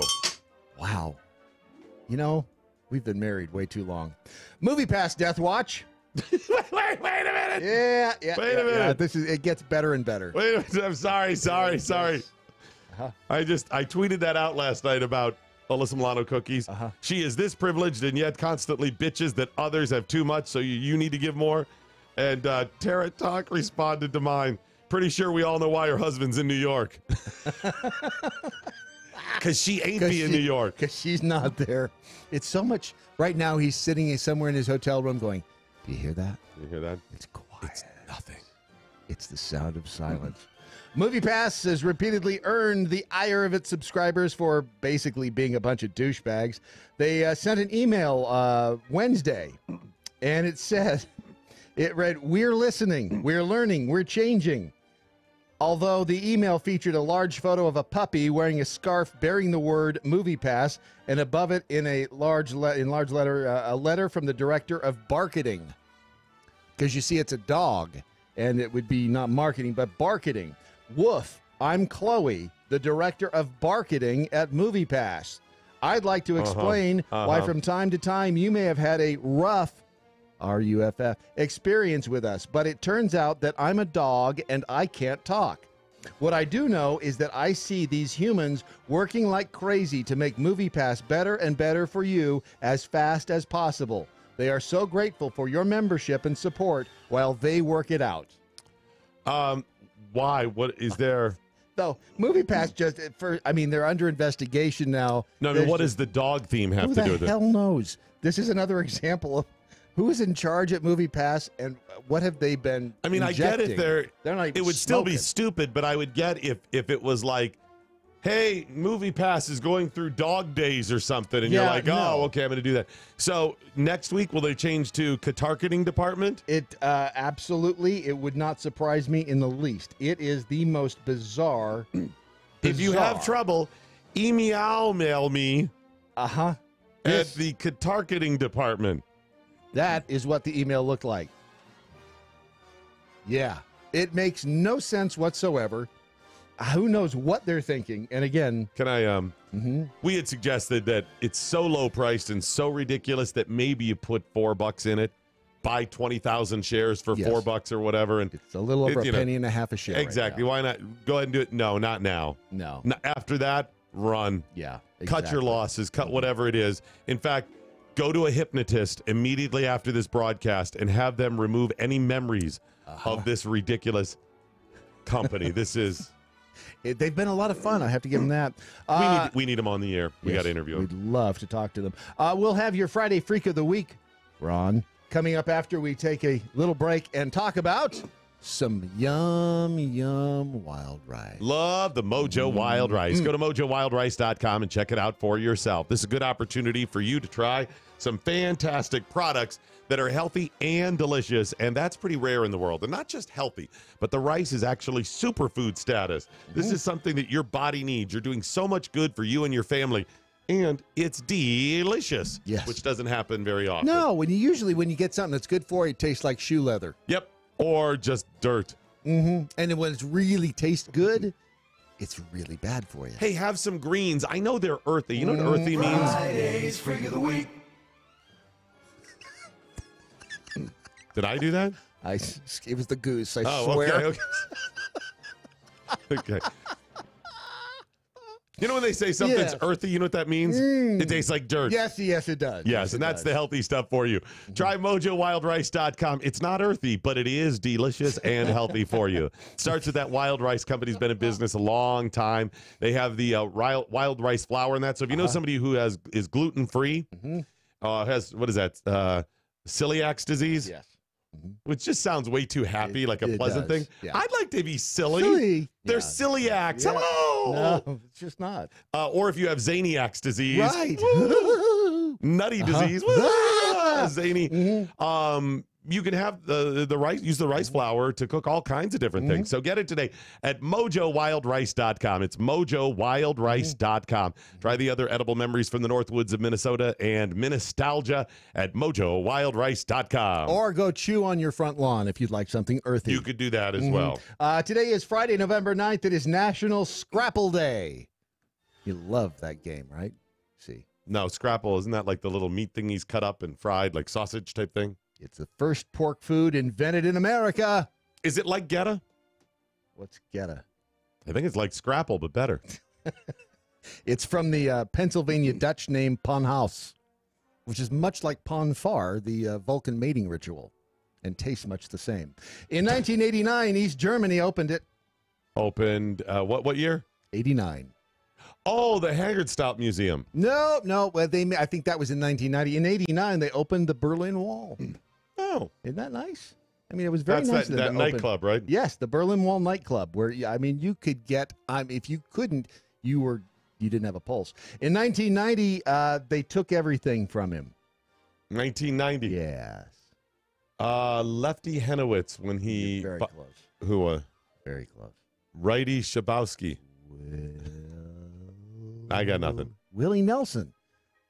The IRS No, they didn't take it from him. The cat didn't pay his taxes. But they seized all of his assets at that point. They seized our assets. He owed $16 million. They didn't get his guitar because his daughter sent his. This is what I thought was funny is when they raided his ranch in Texas, he was in Hawaii playing golf. Yeah, okay. It's kind of hard to say you were broke when you were. Was he looking for the real murderer? I think he was. He got his guitar, and actually he got his ranch back because one of his fans bought his ranch at the auction and gave it back to him. And gave it to him? I believe so. Wow, you really like yourself some Willie Nelson tunes. Oh, okay. Yeah.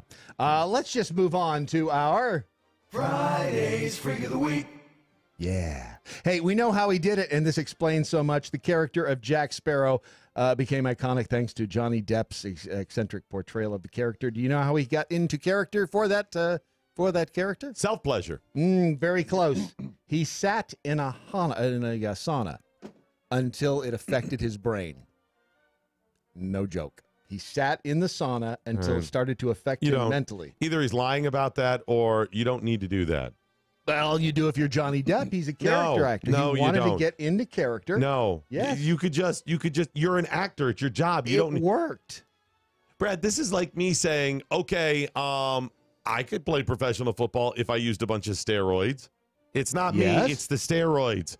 It doesn't matter. It's still you on steroids. You could play football. You can be anything you want to be. Stop. This is It's America. unnecessary. You know how many actors are really good, don't need this stuff? Stop it, Johnny. Stop it. You're a nut. How do you know the rest of the actors He's a that nut. are really good He's a didn't nutcase. sit in the sauna? Just admitted he's a nutcase. Well, that's why And it by the makes way- him. By the way, Jack Sparrow isn't that great of a character. Oh, It's yes, kind of silly anyways. it is too. Does he have celiac disease? No, he has Zaniacs. Zaniac. With a touch of weirdies. Just a little bit. Jack Sparrow is a great character. He's just drunk. Yes. They could have got Foster Brooks to do it. He's dead. Or? Who? Ted Ron- Kennedy? A free exchange of ideas. MoJo 50.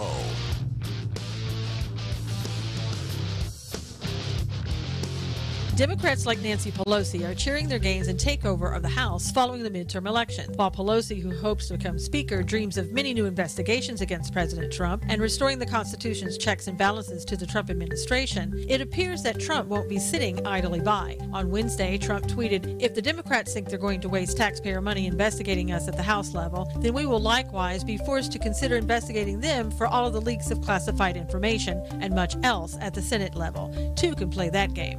It's a game many believe the Trump administration should have been playing all along instead of giving those like Hillary Clinton a pass in regards to her private email server issues.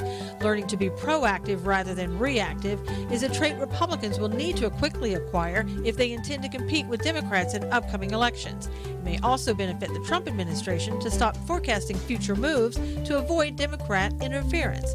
On Wednesday, President Trump sent a message to Democrats that he may be coming to the end of his patience with special counsel Robert Mueller's prolonged All Things Russia investigation.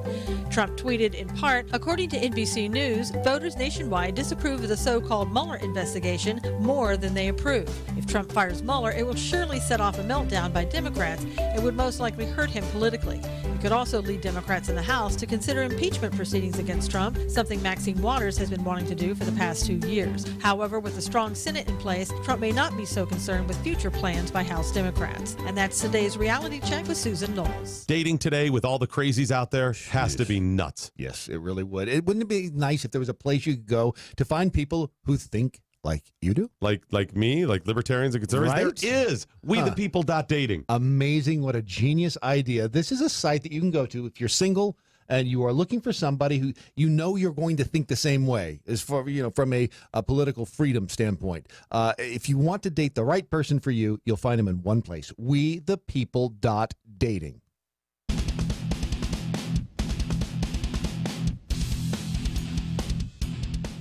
Remember, we appreciate your communiques telling us what you've learned throughout the broadcast. Use the hashtag What I Learned Today on Twitter. You can also send them on the Facebook or via the MeWe room.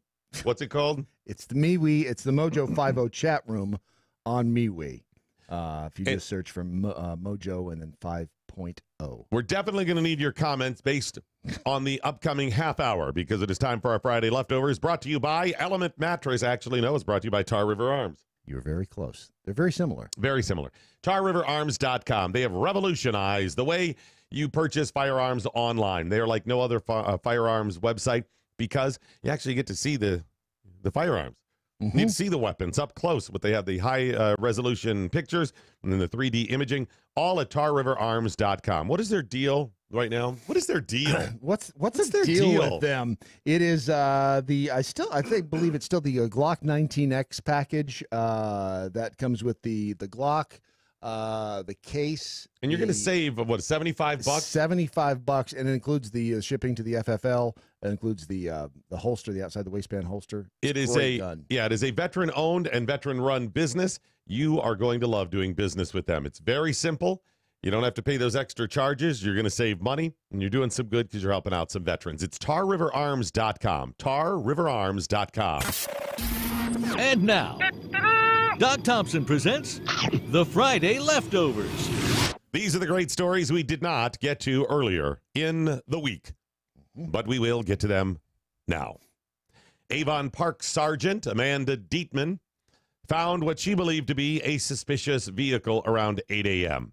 That Avon Park is located in the state of Florida. Aha. Brad, I'm passing you. Not the cowbell, but the front desk bell. Is that what you call those? Yes, that is. Yeah. I want you to just go ahead and ring in anytime that you hear something that would be a red flag if you were Sergeant Amanda Dietman. Okay? Yeah.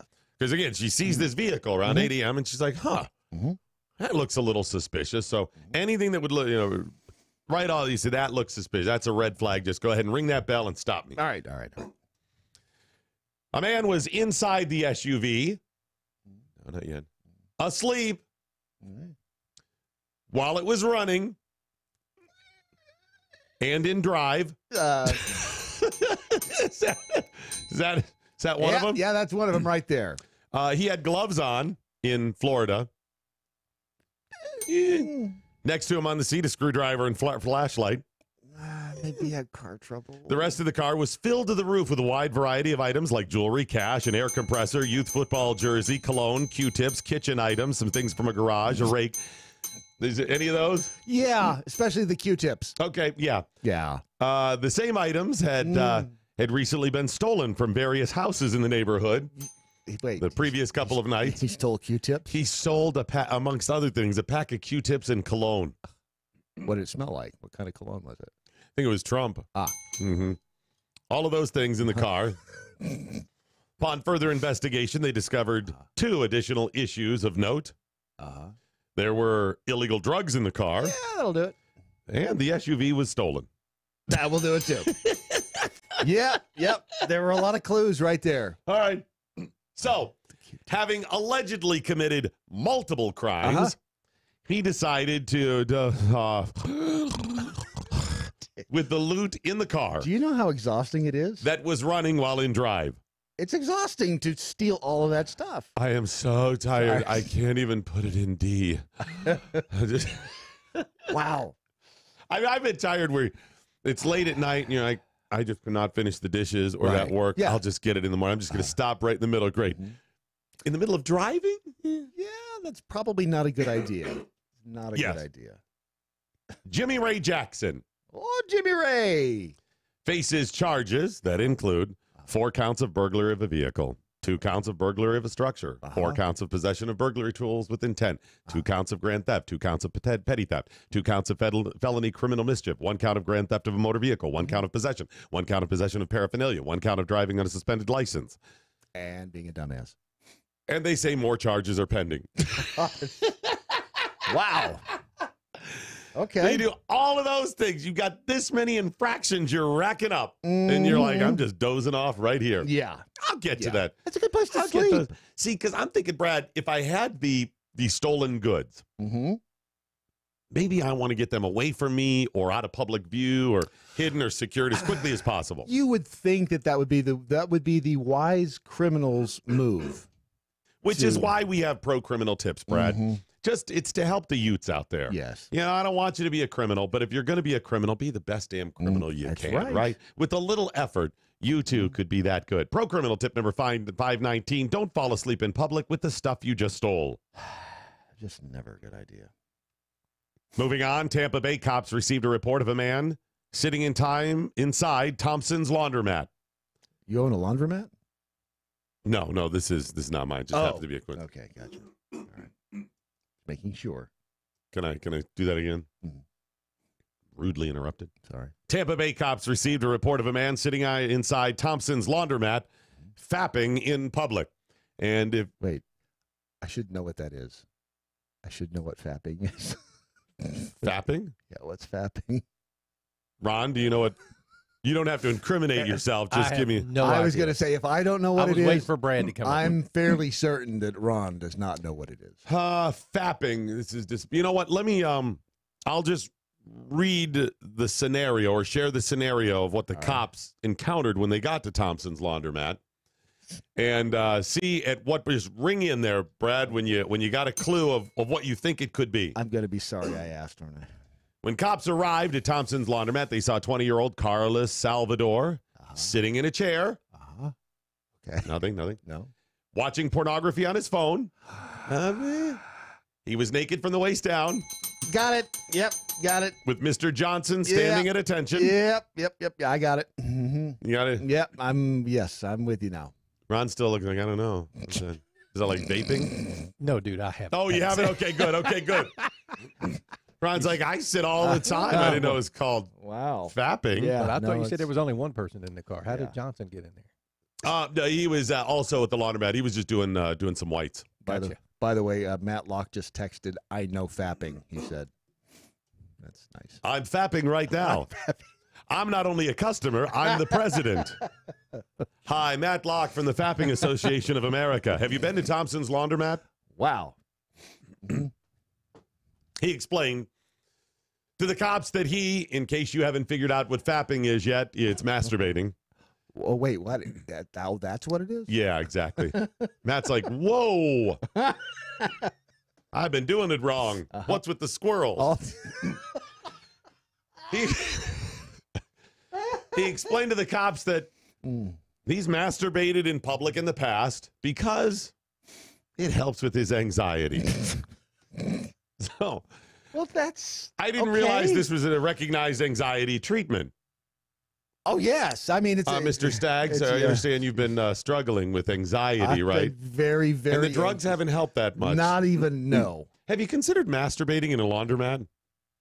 You know, I had a friend suggest that, but I thought that was bogus. Yeah, it's just, did he say fapping? Yes. Oh, yeah, right. Oh. You know, there's a laundromat right down there at 23rd and 4th. Gotcha. It's Thompson's laundromat. Okay. Roll on in there. You'll see Doc Thompson's picture on the outside. And you just roll on up in there, drop trowel, sit in a chair, and fap away. You can use fapping that way. To fap. Having fapped. I'm pretty sure you can. If you are someone who faps, are you a fapper? Mm-hmm. If you support the act of fapping in public, would you be a fappist? Or a fap supporter. That could also be clothing, though. Or circumstances. Yes. Yes, it could. Yeah. Just misleading. Not that it doesn't apply. I'm just saying I'd like a little more clarification on the fapping, the ability to fap. Prior to. How you would fap, if you would be a fappist. If a group of people are fapping. A group. Is it a group of fappers? Flapper.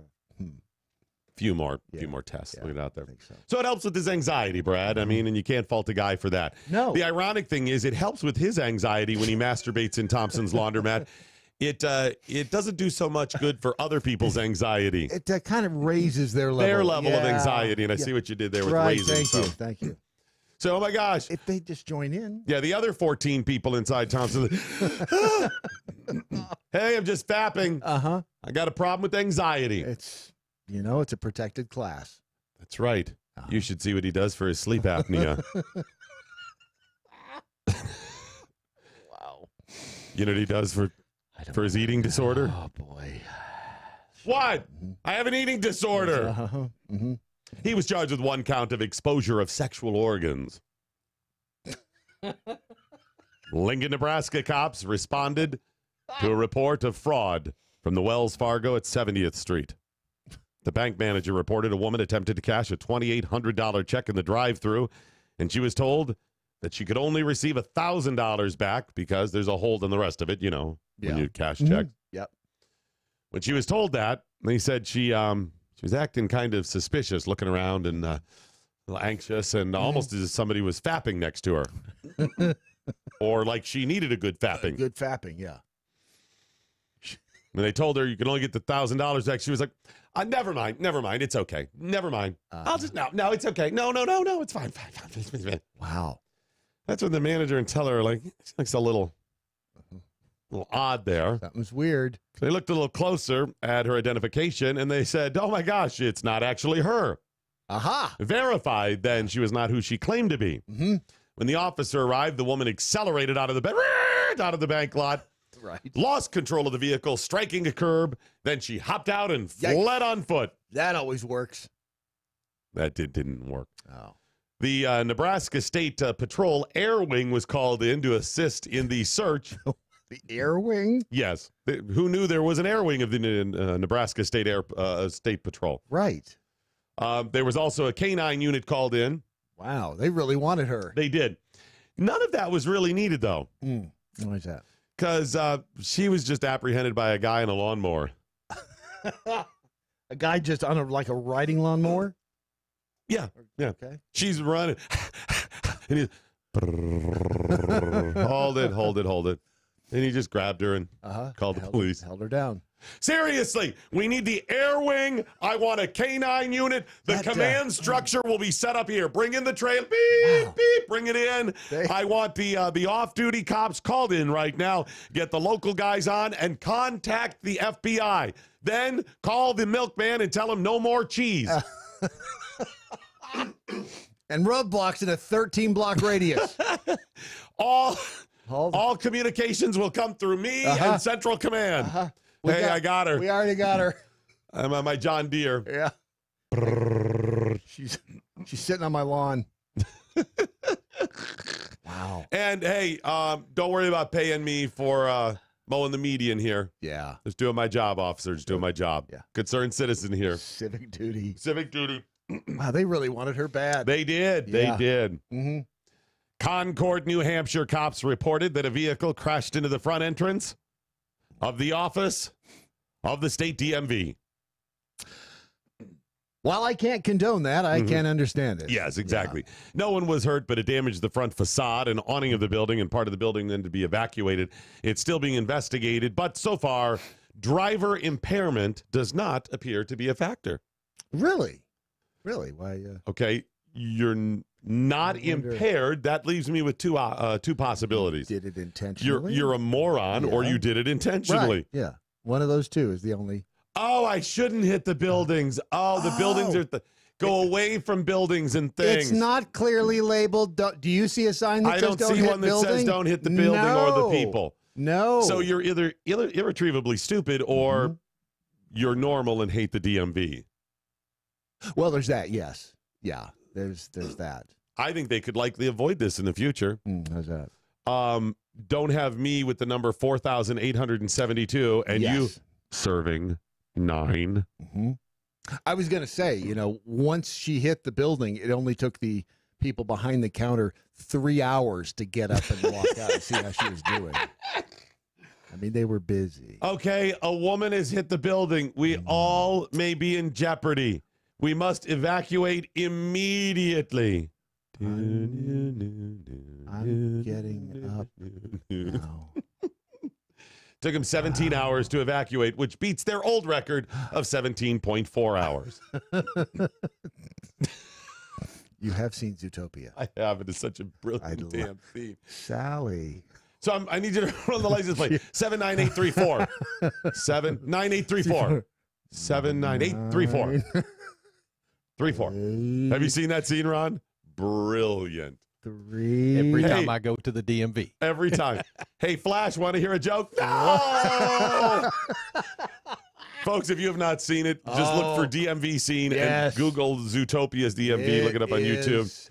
The best is he tells him the joke, and it's the sloth that he realizes that it's funny, and the look on his face of slowly, the smile slowly coming on is brilliant. All right. Moving on. Continuing our Friday leftovers right now. And before I get back to them, I'm going to remind you about combatflipflops.com. Go to combatflipflops.com.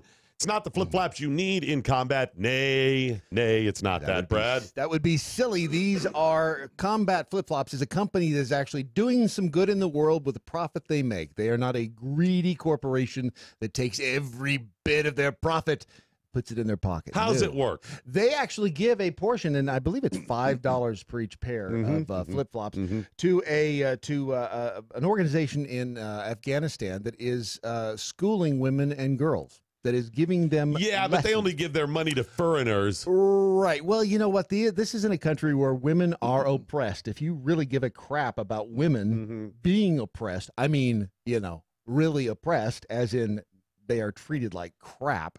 Not impressed as they are with Ron. Right. Yes, that's completely different. If you really want to do some good in the world, if you want to help women who might otherwise, I mean, these are women in serious peril. In Afghanistan, this teaches them. This goes toward their education, and it's a small way that you, by buying a pair of flip-flops that are quality-made flip-flops, by the way, you can be doing your part in the world. So this helps women who are in serious peril. Serious peril. By you buying serious apparel. See, exactly. And it's not just flip-flops. They got all kinds of good stuff. Really CombatFlipFlops.com. If you use the promo code MoJo20. No, it's MoJo. I think it's a 3-0, Ron. I think it's a 2-0. It's 2-0. It's 2-0. I was right. What do you question me? Are you sure? Yes, MoJo20. All right. You'll get that discount off as well. All right. Continuing now, your Friday leftovers. Alabama cops are looking for a man who was caught on video falling through the ceiling of a Waffle House. Brad, this is like the sixth story I've seen in the past month of people falling through the ceiling of restaurants. Yeah. Because there was the woman who fell through and then jumped back up into the ceiling and then fell down. And then there was another one. It was a recidivist. She went to the same place. And now this one, I don't know what they're doing. Police say 27-year-old Wesley Glenn Bost was attempting to break into the Scambia, Alabama Waffle House on US 72 when he crawled into the space above the ceiling. Now, he apparently went to the bathroom, tied his jeans, well, he took them off first, then tied them to the door to keep it locked. I want to see him tie him to the door without taking them off. Well, you could, but you got to contort. It certainly would make it a much more difficult to climb into the ceiling that way. Yes, it would. So he takes them off, ties them to the door to keep the door locked. Okay. Then he reportedly broke the bathroom sink and toilet while trying to climb up into the ceiling. I would say they get their money back on the installation on that. Because it's a twofer. Yes.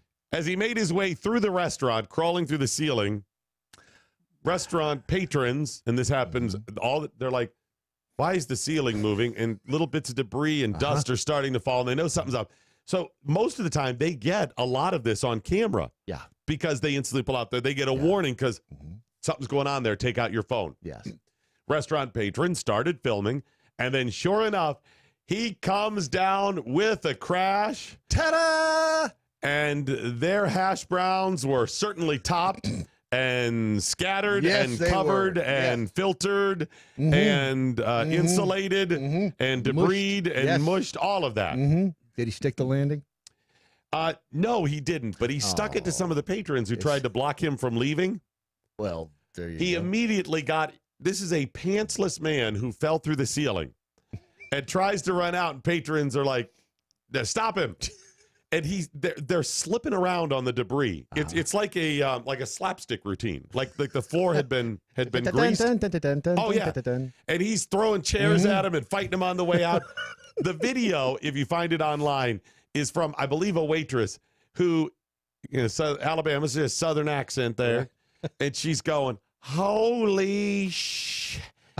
He just came through the effing ceiling. Holy effing s! She came right down. Look at that. He came through our effing ceiling. Right on their effing scattered hash. Holy sh! It's hilarious listening to her play-by-play. Let him go. I just like to listen to your southern accent. That's just one of my southern accents. I'll bet it is. The pantsless man leaped up, fought his way through several patrons and staff as he fled. They know who it is, and he is, but he's on the loose. So wow. Now, my question is, first of all, why was he in the ceiling? They never say. They always say it's some sort of robbery attempt or something. Because what are you robbing? And why did you? I mean, that seems like a long way to get to the exit, to go to the bathroom, take your pants off, climb through the ceiling. Maybe they're planning on hiding up there till it closes, but it's Waffle House. They're not closing. Yeah, we're open 24 hours.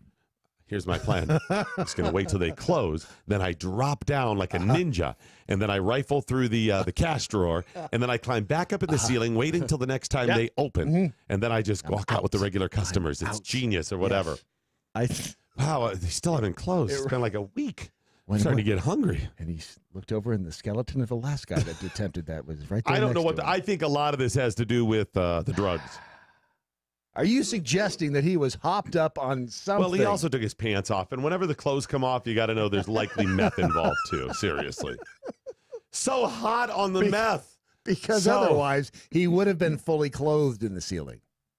That's exactly right. Okay, that was what we had. And I got to tell you, being fully clothed versus having clothes off in the insulation going to be better for you. Yeah, that's a good point. That's a good point.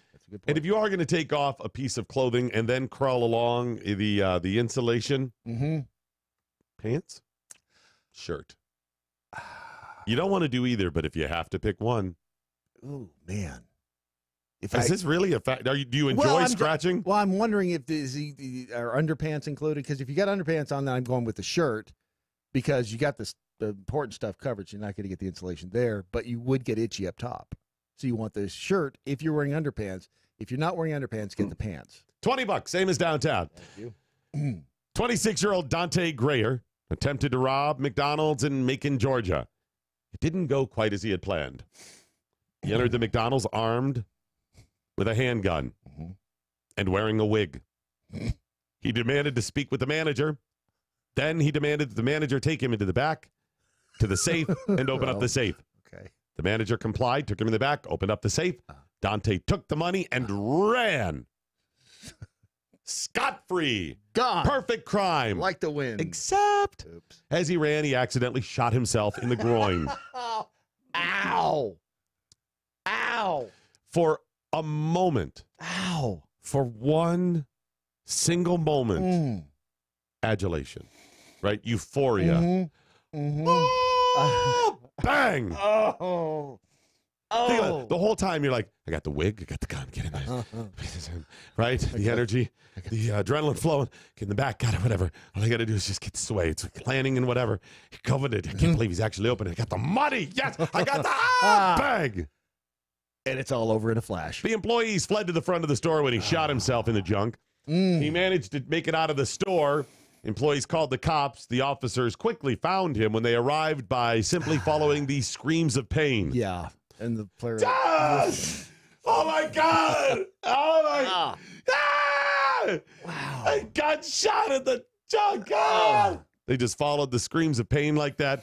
He was lying on the ground, wearing only his boxers. He had taken the clothes off. Yeah. Next to him was the rest of his clothing.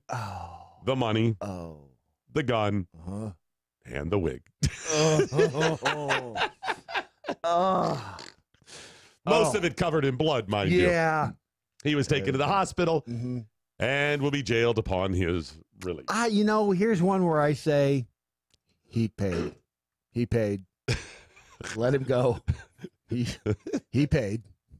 You can't get. I mean, what worse could they do to him? Right. That's yeah. A Florida cop told an interesting story. Actually, it was the recording device. I think this was body cam. Told an interesting story.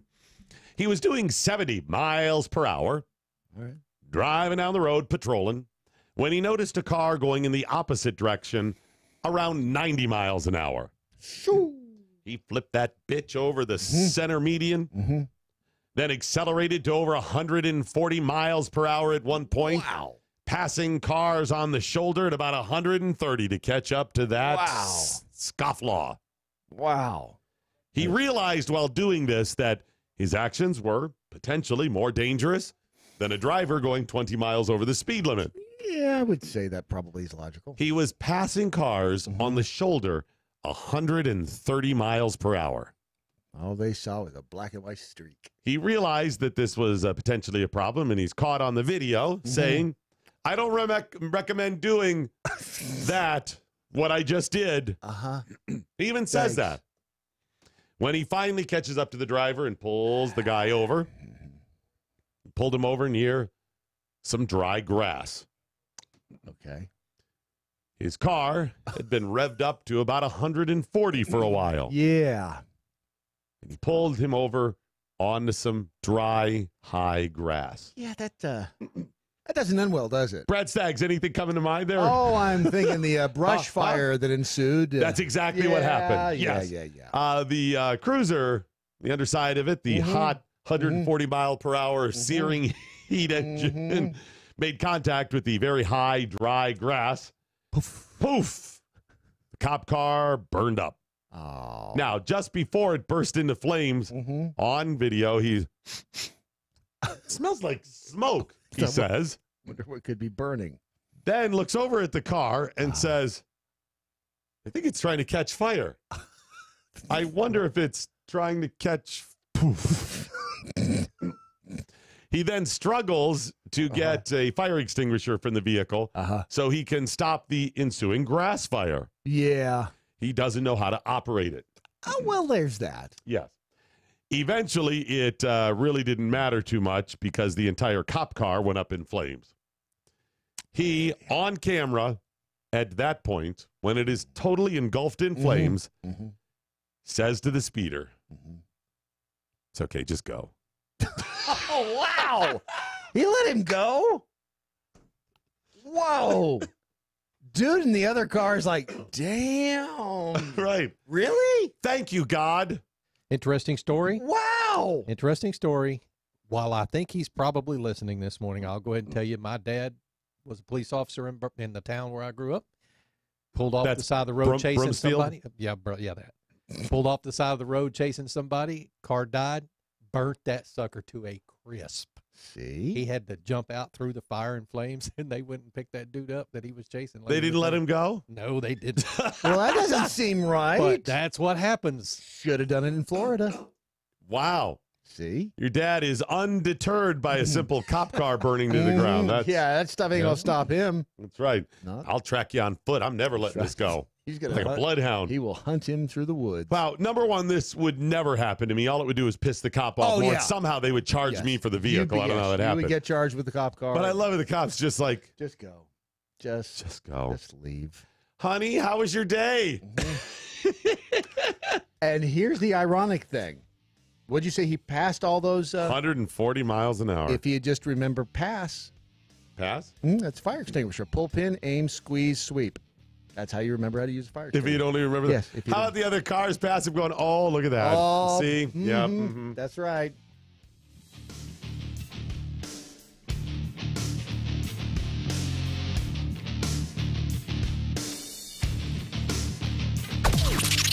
This is the seditious, rabble-rousing, liberty-loving, home of fun, entertaining, and compelling talk. MoJo 50. News this hour from townhall.com. I'm Rich Thompson. With the Florida Senate race apparently headed for a recount, Republican Rick Scott accusing unethical liberals of trying to steal the election. He says he's not going to stand for it. He's filed lawsuits against county election supervisors in Broward and Palm Beach counties, alleging rampant fraud as the recount slowly drags on. Recount also a distinct possibility in the Florida governor's race. And it's not only Florida. Arizona has an extremely close race of its own. Democrat Kyrsten Sinema taking a narrow lead over Republican Martha McSally in the Senate contest in Arizona. Paradise is anything but as a ravenous wildfire devastates the Northern California town. The entire community of 27,000 ordered to evacuate. Bobby Crippen is among them, telling KGO-TV she's never seen anything like it. We had to drive through fire. And there was fire on both sides of the road. It was very scary. And it was dark. It was so dark. It was like midnight. Meanwhile, portions of Southern California remain under siege as 2 large fires threaten numerous Ventura County communities. Captured on a chilling cell phone video, Wednesday night's deadly attack at a crowded Southern California bar. The video is disturbing and haunting. Dallas Knapp was inside the Borderline Bar and Grill in Thousand Oaks, California Wednesday night when suddenly gunshots were being fired. On his cell phone, Knapp recorded the attack and his escape from the carnage. A dozen people were killed in the shooting. Authorities believe the gunman, Ian David Long, ultimately killed himself. I'm Mike Rossio. And investigators have yet to discuss a motive for that deadly attack. On Wall Street this morning, stock futures deep in the red. Dow futures down about 135 points. NASDAQ futures off 63, and S&P futures currently down 16 points.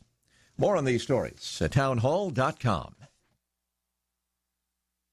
Hey guys, Ron Phillips with the Conservative Cartel. Are you tired of the bar scene, hoping to find the love of your life? Well, there is a better way for you single guys and ladies out there. Check out WeThePeople.dating. They make it easy to find a liberty-minded match, and it takes less than a minute to create a free account and begin browsing through over 11 million monthly subscribers. Look, we all know the success of a relationship hinges on the core shared values of a couple. So check out WeThePeople.dating for the love of people and people of love. Sign up and start dating today. WeThePeople.dating. Life, liberty, and the pursuit of a partner. We've arrived. What do you mean? We've hit the big time. What are you talking about? I didn't tell you. We're live on MoJo 50 now. Oh, that. I could have sworn they were just pulling a fast one on us. Either that or someone at the top has had a mild stroke. Regardless, we now have to make a promo. Okay, well, that seems simple enough. How long does this have to be? I was told that we need to take about 60 seconds or so and tell everyone about ourselves. All right. I was born in a blizzard in the bleak hours of the morning in November. No, I don't think we need to go back quite that far. All right, then. I'm Steven. And I'm Dylan, and we're hosts of the Defenders of American Exceptionalism, or DOAE show for short. And we are live Wednesdays and Saturday nights at 9 p.m. Eastern on MoJo 50. We go through the politics of today and how it affects the culture and vice versa. And we try to bring it back to the Constitution and the principles above privilege. You know, I feel like there should be a shirt made with that on it. Yeah, we already have that. Oh, so don't forget to check us out. Defenders of American Exceptionalism live Wednesdays and Saturday nights, 9 p.m. Eastern on MoJo 50. Take the pain out of ordering your diabetic testing supplies with Diathrive. Diathrive ships the testing supplies you need directly to you when you need them. Best of all, with plans starting as low as $8 a month, Diathrive is probably going to cost you less than what you're paying today. Diathrive is so convinced that you'll love their service, they're offering your first month of supplies free. Simply type the code DOC, D-O-C, at checkout. Diathrive.com. That's D-I-A, thrive.com.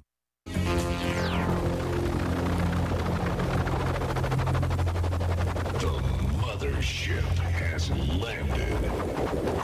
I'm going to go ahead and admit it. I'm going to admit something that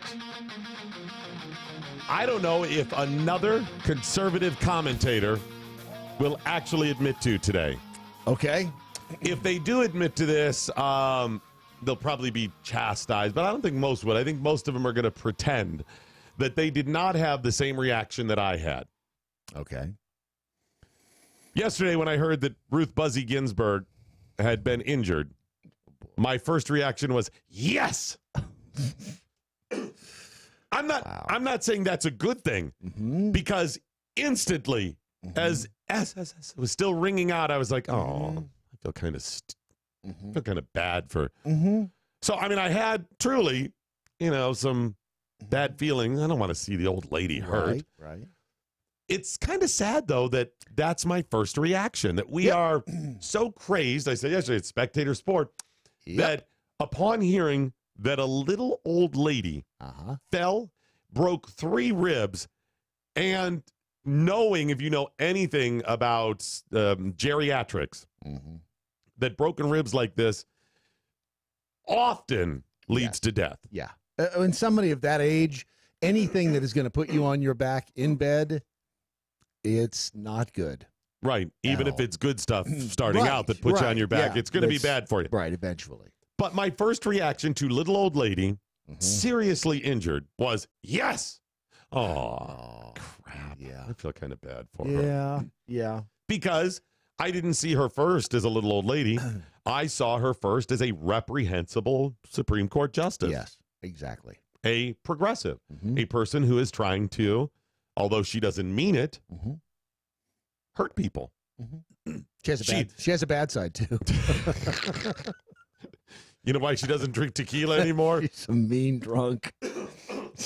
She no, I mean, she thinks she's doing good, sure, whatever, but she is a progressive. She is trying and advocating for and had voted as a Supreme Court justice on things to infringe people's personal freedoms. So that was my first reaction, that good things will come. Now, after getting the details and realizing what's probably going to come, and Matt Locke's going to cover this extensively a little bit later on following our broadcast here on MoJo 50. He's apparently heard some things from D.C. Yeah.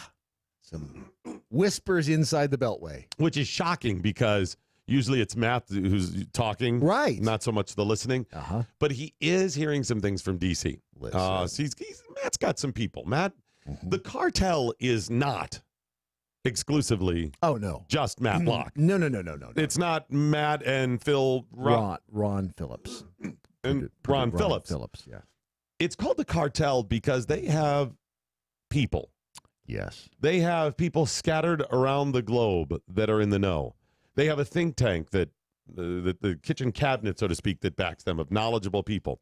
They have people that you will never know are part of the cartel that funnel them information. You could be standing right next to them now, one of them. Could be. They have spooks all around the world.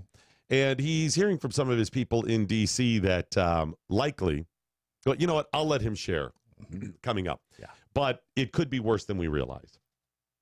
Or better than we realize. Likely, Ruth is a little not doing well. What I'm saying is that...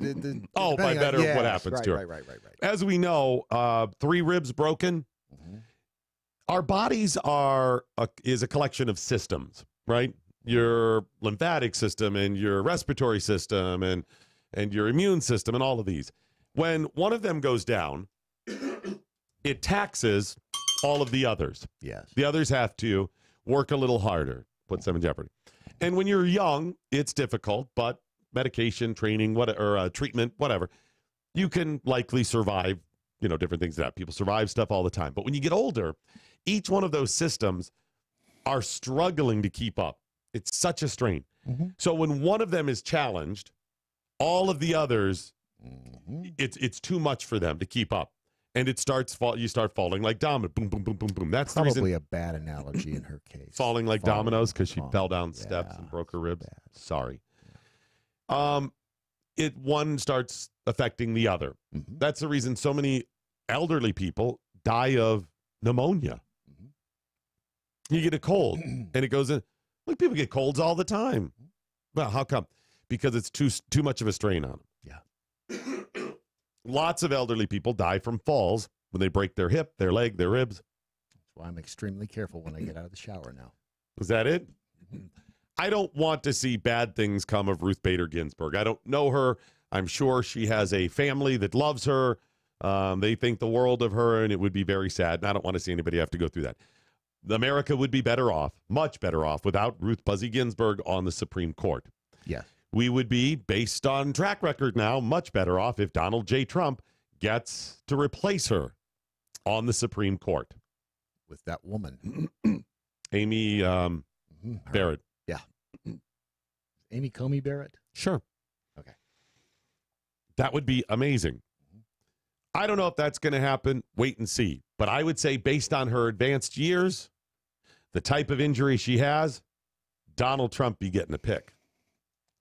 When was the last time a president got to... 3 in 2 years? Yeah. Remember, or 3 at all over the course of their presidency. Well, it's common, not uncommon, if you do 2 terms. Okay. Remember, Obama got 3 picks over 2 terms. That's right. Sotomayor, Paul Blart. Yeah. And Kagan. No, Paul Blart. That's Kagan. Oh, gotcha. Separated birth. Justice Paul Blart. Yeah. Because he looks like Mole Cop. See what you did there.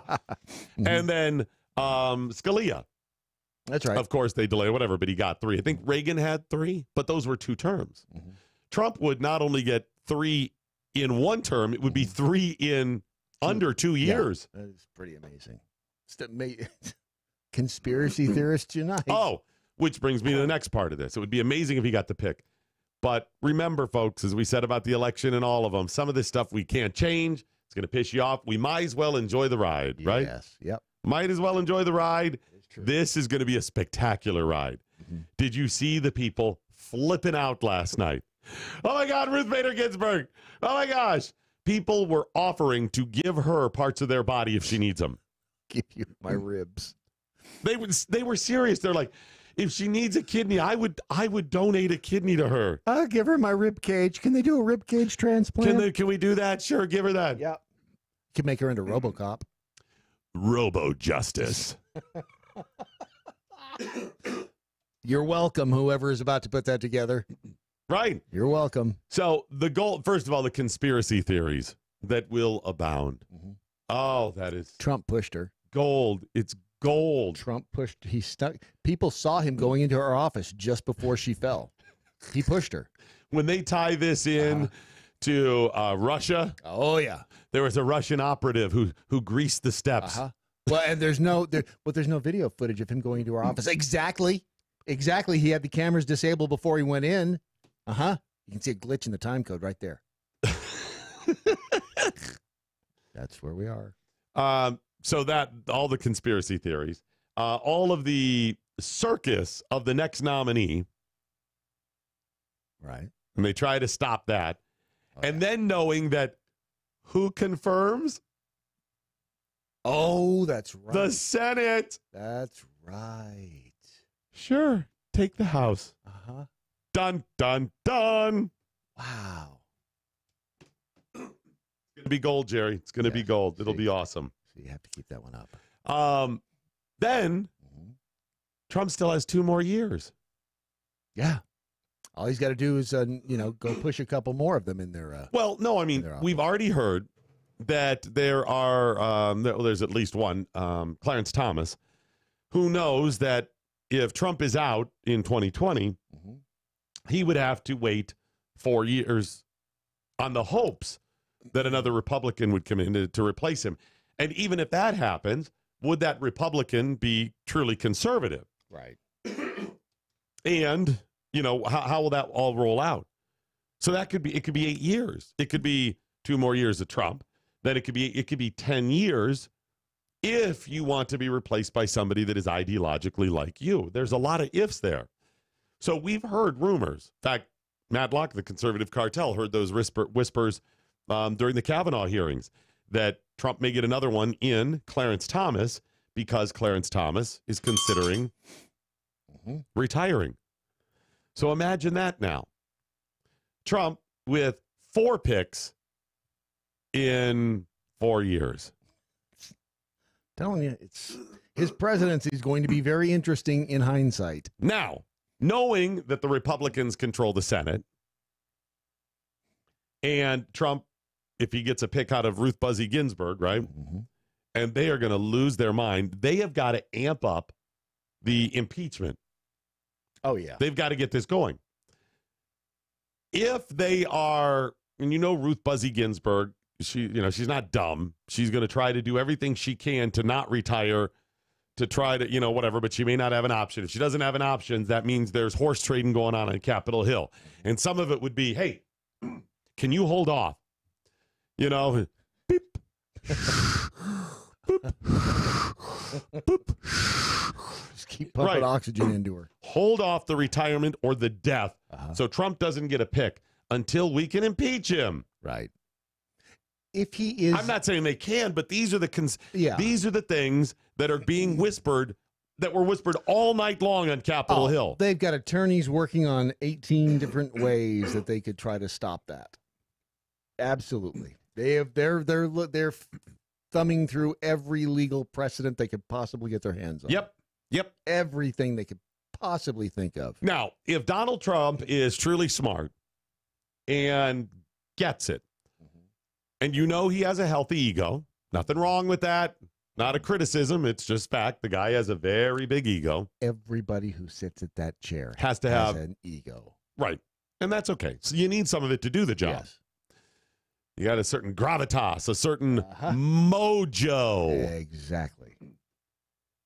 and he's smart, he will realize his true legacy can be affecting the Supreme Court for the next 50 years. He got two pretty good picks. He got a great pick and a pretty good pick in Kavanaugh. Yeah. Imagine if he gets Amy Coney Barrett, right? Yeah. Then he gets another one in Clarence Thomas. He could shift the Supreme Court. Saying that? What do you mean? Gets another one in Clarence Thomas. If Clarence Thomas were to retire, he would be able to shift the Supreme Court not only more conservative, but he would be able to have his justices, because you pick young, and they each will serve 30, 40, whatever years, right? Barring any disaster. They all serve that long. Then every ruling that is made from here to the next 30 years are because of Trump's picks. Yeah, all the way up to almost 2050. And then if the cat gets another 4 years, you don't think then some other older conservative, maybe we go ahead and, right? We don't know how long it's going to be. And there's always the possibility of an accident. I'm telling you, Paul Blart does not look healthy to me. There's always somebody could slip on something. Do you remember when I used to joke about Antonin Scalia when I'd say, we got to follow that guy around with bubble wrap? And what happened? Right? There's still something hinky went on. He just woke up dead. Very shady, right? Yeah. And now I was going to say, arguably, no, the most conservative member, even next to Clarence Thomas. Weird.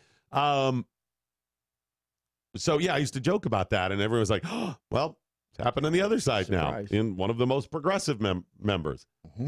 So, I'm telling you, Paul Blart does not look all that healthy. By the way, Angela over on Facebook, she says, don't feel bad. She had the same reaction that you did. Right, and folks, I'm admitting that. I don't know. Listen, other radio broadcasters, commentators on television, you know who they are. Yeah. You know the ones. The ones who tell you how caring they are. The conservatives. And there's a lot of them. Right. I mean, you got the politicians. You got the radio hosts and broadcasters. You got those on the TV, the commentators on CNN that are supposedly on the right. I'm not talking about the left. You know who they are. The people that you have watched and listened to, supported for years, that tell you how conservative they are, libertarian, that are going to tell you, don't joke about Ruth Buzzy Ginsburg. And they're going to tell you how caring they are and concerned. They're going to tell you that this morning. They're going to tell you that this afternoon, this evening. They probably tweeted about it last night, posted on Facebook, maybe in MeWe. They told you all that stuff. If they didn't, or not admitting that part of them went, yes, if that was not in there, they're lying to you. But it shouldn't shock you, because many of them have lied to you and made you think there's something they're not for years, telling you that they're a very caring and concerned person, trying to help others when they're not. Look for the proof. Exactly. Sorry for the additional commentary there, but I'm pissed off by those people. I don't like people slickering people. You know what they are? You know what some of these commentators are? They are the televangelists of the 1970s and 80s. They are Jim Baker, Jimmy Swaggart. They are those. Do you remember those guys? I want you to think about those televangelists and how they acted in the 70s and 80s, right? Think about them. Now think about over the last, 10, 15, 20, 30 years, some of these political pundits on the television, the people you see that CNN has on as a commentator sitting at the desk on election night, right? People on the radio, print media when that used to exist, all of that. These people that tell you how conservative they are and how religious they are, right? All of these cats lied to you. Are they really? We've called some of them out before, some politicians like that, like the Mike Huckabees. And they don't actually, when you know them and you look at their track record, act on those things. They're just televangelists of the 70s and 80s. But you know what they wove into their religion? They wove history and government and civics and responsibility. They've told you those tales, right? Yep. Sure, they told you about the Whipple. There's a guy with George Washington on the... Oh, gosh, yeah. Prince Whipple. Prince Whipple, yeah. tell you stories about guys like that. Yep. They'll, write books about guys like that. And you know who they are. They're all across the media. They're just televangelists because unless they're actually doing good with their platforms, their money, their connections, their resources, it's just about them. Just like the televangelists, just like Jim Baker. That's all they are. And that's part of the reason we're so committed on this platform to actually being that. Yeah. We have a consistent track record of helping people, other things we've wanted to do, and we're unable to do in years past at various broadcast companies we've worked for. We're giving it our all on our platform. Black Friday, 2 weeks from today. First of all, we're starting with free commercials. 12 hours to help you or other businesses promote because we realize marketing is one of the most difficult things. Oh, boy, it's expensive. Most difficult thing to do if you have a business. So we're going to give you free commercials and give you a little springboard. Number two, we are going to make an announcement 2 weeks from today. I so want to tell you right now, and I can't. No. 2 weeks from today, we're going to make an announcement about us helping veterans in a way that nobody ever has. We are going to truly, this is not bull. We are going to do something that nobody has ever done. That when I told a couple of people who are experts with some of the logistics, when I told them what we're going to do, they went, wait, what? No, you mean, no, we're going to do it like this. You can't do that. What do you mean? No one's ever done that. What do you, wow, you're really doing this? Yeah. Holy moly, that's big. It's going to be incredibly difficult to pull off. Yep. We are going to sacrifice our time, our fortunes. There's no fortunes. Our time, our careers, our efforts, and a little bit of our health as well. And we're going to do that to help veterans, to draw attention to what veterans are going through, to raise money for veterans. We are going to make this announcement. It is going to be gargantuan. We're going to make the announcement 2 weeks from today on Black Friday during our marathon. Which is huge. That's really doing for people. Yeah. We're not going to need a forensic auditor to go through and check if we actually helped people. Nope. It'll be completely transparent. There's not going to be questions from, people who know us or people we've worked with. It'll be all out and open, and you will see. You won't get to hear stories about people that were helped, wink, wink. It will be truly people that we help. Yeah. These will be legit stories that will, if this is all done right, and that's the only way we're going to be able to do it is to do it right. The stories that will come out of this will be mind-blowing. So that's what we're working on for you. By the way, we're going to help you by giving you some free stuff 2 weeks from today on Black Friday. We'll draw towards the end of the 12-hour marathon, 6 a.m. to 6 p.m., for a prize pack that includes all kinds of good stuff. A gun from Tar River Arms. This gun represents that. Yep. Also, a Minuteman watch. We've got a Minuteman watch right here. Go to MinutemanWatches.com. These are all individually handmade. They're beautiful. You'll love them. MinutemanWatches.com. We've got a Yellow Jacket cell phone case that is also a stun gun and a battery backup. We have got a Dog Tag Furniture wooden flag. These things are awesome. Go to dogtagfurniture.com and check them out. Too big, it wouldn't fit up here, so we could show it to you. MoJo Wild Rice Edible Memories from North Woods of Minnesota prize pack. Package is part of it. And we had some of their maple sugar. Is that why that was up there? Yeah. And it's gone. You took it off. Some people may have been eating it off the air. Wow. We'll put that up there as well. You're eating their package. Yes, I am. All right. And there's also going to be, we've got a gentleman, I'll probably tell you his story in the next couple of days, who's going to give free artwork for your business, design a logo big. and stuff. When you try, you go hire somebody to do the artwork for your business, to design your logo. That is not And the guy does a great job. Yeah. I've seen his work. And more prizes as well. You can register for all that. Just go to mojo50.com and register. And we'll do you a lot of good. By the way, if you want, hey, how do we get our business on? Just call in. We'll give you the number in that. Just be prepared to listen all across the platforms where you can find us on Black Friday. And if you do have a business and you want to pre-register, you can go ahead and let us know. That way you're insured a spot at mojo50.com. And when you call in, make sure you're on a good cell phone or a landline in a good cell area. Or in a good area where there happens to be good landline service. And I'm sorry to say, we will not be taking carrier pigeons or telegrams that day to promote your business. Unless the carrier pigeon has a $100 bill strapped to its foot. To each of its feet. Yeah. If you write your ad on the $100 bills, then we will take them. Yes, we will. We will take singing telegrams. I was just told by Phil if they're topless. If they're topless. Women. And they have a $100 bill pinned to each one of their if they feet. wear $100 bill pasties, we will accept that. Hey, baby. My Benjamin's twirling opposite directions. And no one in the midst of gender reassignment surgery, please pick one. I'll take that. Either be completely. If there's a $100 bill taped to each one of their genders. Okay, you're right. Sorry, I stand corrected. We welcome you with open arms. We'll help any way we can, yes, folks. We will. We will.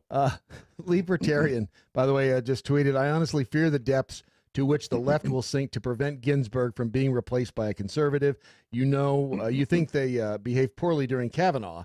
We ain't seen nothing yet. Desperate leftists be crazy. You're right about that. And I worried that if they hadn't seen, some blue push, well, it wasn't a blue wave a couple nights ago. Ta-da! That there could be some violence or whatever. Here's the good news about any potential bad or violence. And anybody that is going to do the doomsday thing exclusively, again, is not giving it its full due.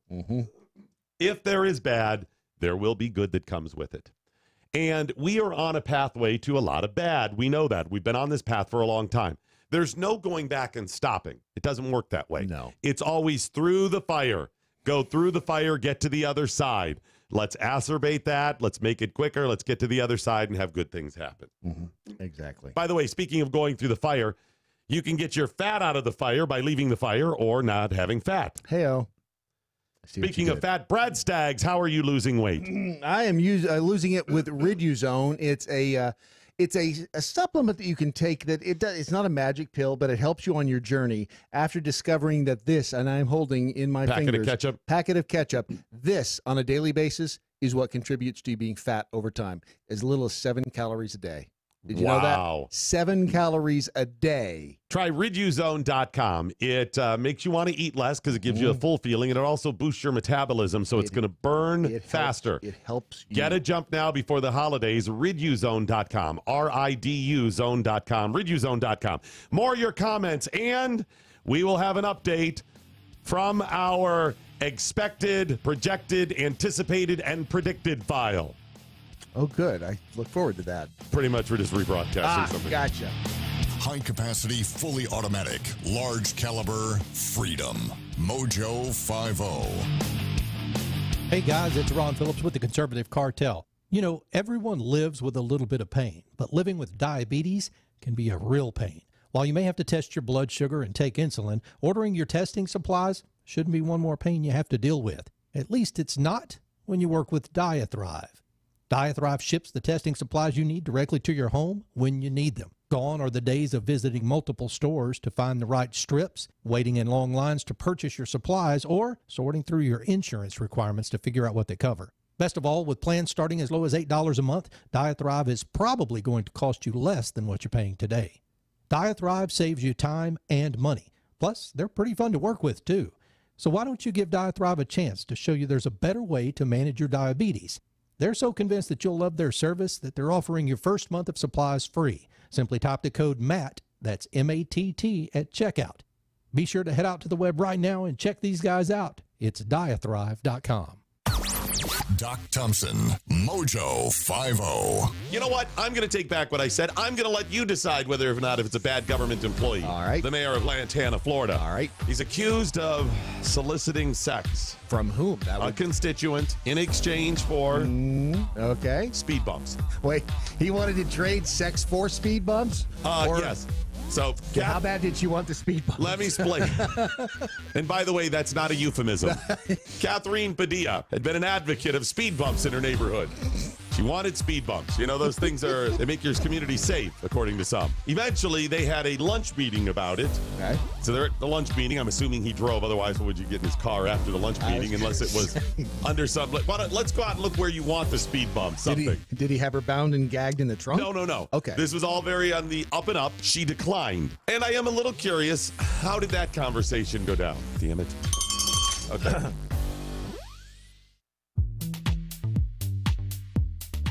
All right, lots of communiques coming in. If you would, please sign up for a MeWe account. It's mewe.com, mewe.com. And follow us. They rolled out their pages now, which is more like Facebook timeline. Yes. Because before it was more chat room-esque. And it's part of their evolution. There's no ads. They are supported by you purchasing if you would like a page. Right. You don't have to view pages and stuff, but if you want one. And that's kind of their model, which is really nice. I'm warning you now, though. If you go into the chat room areas of people who support this, like the Jackhole chat room, it's like... It's the Wild West meets a bathhouse. It's like... It's like Lenny Bruce performing at a Tijuana nightclub that has been transported to Gomorrah. Is that I'd say that's fairly Lenny Bruce and Buddy Hackett. Have you ever seen Buddy Hackett's like Vegas? Yeah. Not the stuff from Love Bug, the real, or the Bob Saget. The really blue Bob Saget. Yeah. The actual Bob Saget. Those three doing a performance where there's a donkey on stage. I was going to say it's Sam. In a Tijuana nightclub. Sam Kinison riding a donkey. Riding a donkey in Gomorrah. Naked. Having just performed in Sodom. Wow. It's kind of like that. For instance, gender non-specific fapping. But it's all funny. Yes, it is. It's one of those that when you jump into the chat room and you pick, if you just scroll back a little bit and you just pick any one entry, thank you. You have to go back about 5 to figure out what the hell are they referring to. That's what makes it fun. Then you can't stop. Then you go down the rabbit hole of wow. You will be there for a long time. Yeah. It's a rabbit hole. Long time. And by the way, now that I've said rabbit hole, that's going to be one of the bell-worthy comments. Just by the way, retweeted, who was it that did the Robo Justice? I knew it. All we had to do was mention it. And Robo Justice is born. She looks pretty good in the RoboCop gear, by the way. From our predicted, expected, projected, and anticipated file, an update on the midterms that just happened. You know, they were our most important elections of our lifetime. You know that, right? I'd heard that rumor. 2018's the most important election of our lifetime. There it is. See, the most important. Whoa. Yeah. So those will be the most important from our lifetime. Well, at least we know the most important one's coming. And they'll be here. Wait, what? Oh, yeah. Yes. That's the one right, the line in the sand. 22. That'll be it. The one. Until the next one comes. Yeah, there's that. From our predicted, expected, projected, and anticipated file, several little tidbits. Number one, Congressman Richard Neal of Massachusetts, the ranking member on the House Ways and Means Committee and expected to take over as chairman in just a month or so, actually a couple months, has already announced that the committee will hold hearings on the Republican tax cuts. You know, the tax cuts, the tax bill? Yes. They're going to hold hearings in an effort to change them, flip them, alter them, get rid of them. Okay. Also, from our predicted, expected, projected, and anticipated file, that same Congressman, Richard Dick Neal of Massachusetts, was asked about Trump's tax returns, and he said, quote, "Yes, I think we will. Demand to see them." Well, isn't that exciting? Except for the fact that he's not going to show them. Following the Teapot Dome scandal in 1924, a piece of legislation that gives the chairman of the Ways and Means Committee the authority to go to the IRS and demand to see anyone's tax returns. Wait a minute. Say that again. The chairman of the House Ways and Means Committee. Right. I'm pretty sure this is how it is. Let's say it was on the heels of the Teapot Dome scandal. Okay. So this already exists. Yeah. So I think it was 1920, early 20s. Let's say 24. Okay. All right. They passed a piece of legislation that says the chairman of the House Ways and Means Committee can demand to see anyone's tax returns. Like anybody? Pick somebody. Yes. Wow. Like my neighbor 2 doors down. Yes. You. Yes. The guy in the next office. Yes, and the president. Wow. And if the Democrats, well, they will have, he'll be the ranking member. He said, yes, we will demand to see them. I don't know if they can disclose it. I don't know what they're allowed to do with it, but he would be able to see them. Okay. You think he's going to do that? Of course, as predicted. So he's already said that. Yes. Also, from our predicted, expected, projected, and anticipated file, Congressman Gerald Nadler, who will be chairman of the House Judiciary Committee, has said he will launch a series of investigations with the intent of impeaching President Donald J. Trump. That's why they call him the Big Nads. For Russian conclusion. Yes. Yes. Collusion. Yeah. No, I think conclusion is better. So we all knew that was likely coming. Yeah. Also, from our predicted, expected, projected, and anticipated file, that same Congressman Nadler was also overheard discussing on the train to D.C. That he is hopeful that they will also impeach Brett Kavanaugh. Winner, chicken dinner. Thank you. Ironic that you mentioned train and it refers Kavanaugh. to Kavanaugh. It's funny how he works that in there. Yeah. I think he's probably going to make the announcement on a train. You know, they're like, if they want to announce like, hey, it's a corn subsidy, they'll go out to a cornfield or whatever. Right. That's not sure they get on the train and do that. But, and prediction, when he makes the announcement, there will be a plethora of women standing behind him. Would you say like a train of them? Could be a train. Could be, yes. It could be, They could be lined up in train fashion. Also from our predicted, expected, projected, anticipated file, Politico headline, Beto's consolation prize running for president.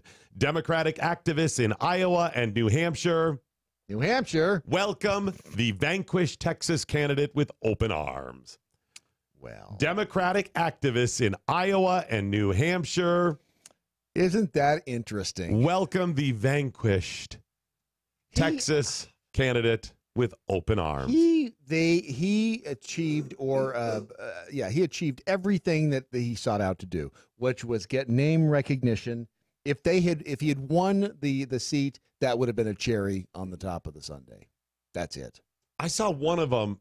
I don't think it was this. It might have been in the same article from Politico. Somebody put, basically, and I'm paraphrasing, but he almost screwed up and won this thing. No kidding. Yeah. I think their plan was we're going to get this cat name recognition across the board so he can run for president or whatever other big office, but probably president. We will groom him. And, hey, if he makes a good showing and wins Texas, okay, cool. We can still run him for president. Look at Obama, right? And when you say groom him, you don't mean manzillion. There's probably some of that going on. But the bigger grooming to be something else, like groom him, teach him. Yes. Folks, Alexandria Ocasio-Cortez is 29. Yes. And she is going to be a congresswoman. Yes. Well, once she will be sworn in. Yeah. In a month and a half. When she finds out where her desk is in the White House. Right.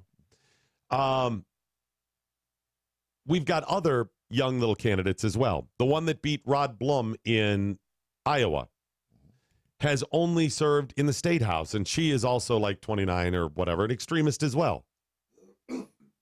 All across America, there's been these little races. There was one, and I don't know if she ended up winning. I got to look her up. I think she had a Hispanic last name. She was just like Alexandria Ocasio-Cortez in that she had a like no background, but pushed this whole social justice thing. And That's all just you need. Yeah, absolutely. That's all you need. Just a couple of years ago, She was on a show where she sat and talked about Jesus and conservative values and all this stuff, and suddenly she's the social justice warrior? No. These people did not just stumble on running for Congress. The 29-year-old, Alexandria Ocasio-Cortez, she actually herself decided to run and did all of that work with the help of just volunteers. Bull crap. Yeah. All of them were groomed somehow. Somehow, some way, to different levels, whether it's by George Soros or organizations he funded or somebody else, they approached them and said, we can put this together. And the model upon which all of that was based and the experiment upon which all of these are based was President Barack Obama. Yes, exactly. They realized once they did that, holy crap. It works. Yeah. So but you have to do this early. You have to start early with this stuff and plan now for really to do it right 4 years down the road. So right today, if you say, damn it, we can do that. We can organize and get, people in Congress and whatever. I mean, Tea Parties kind of did that, not the same way. But if you want to do it like they did, you could have some success 2 years from now.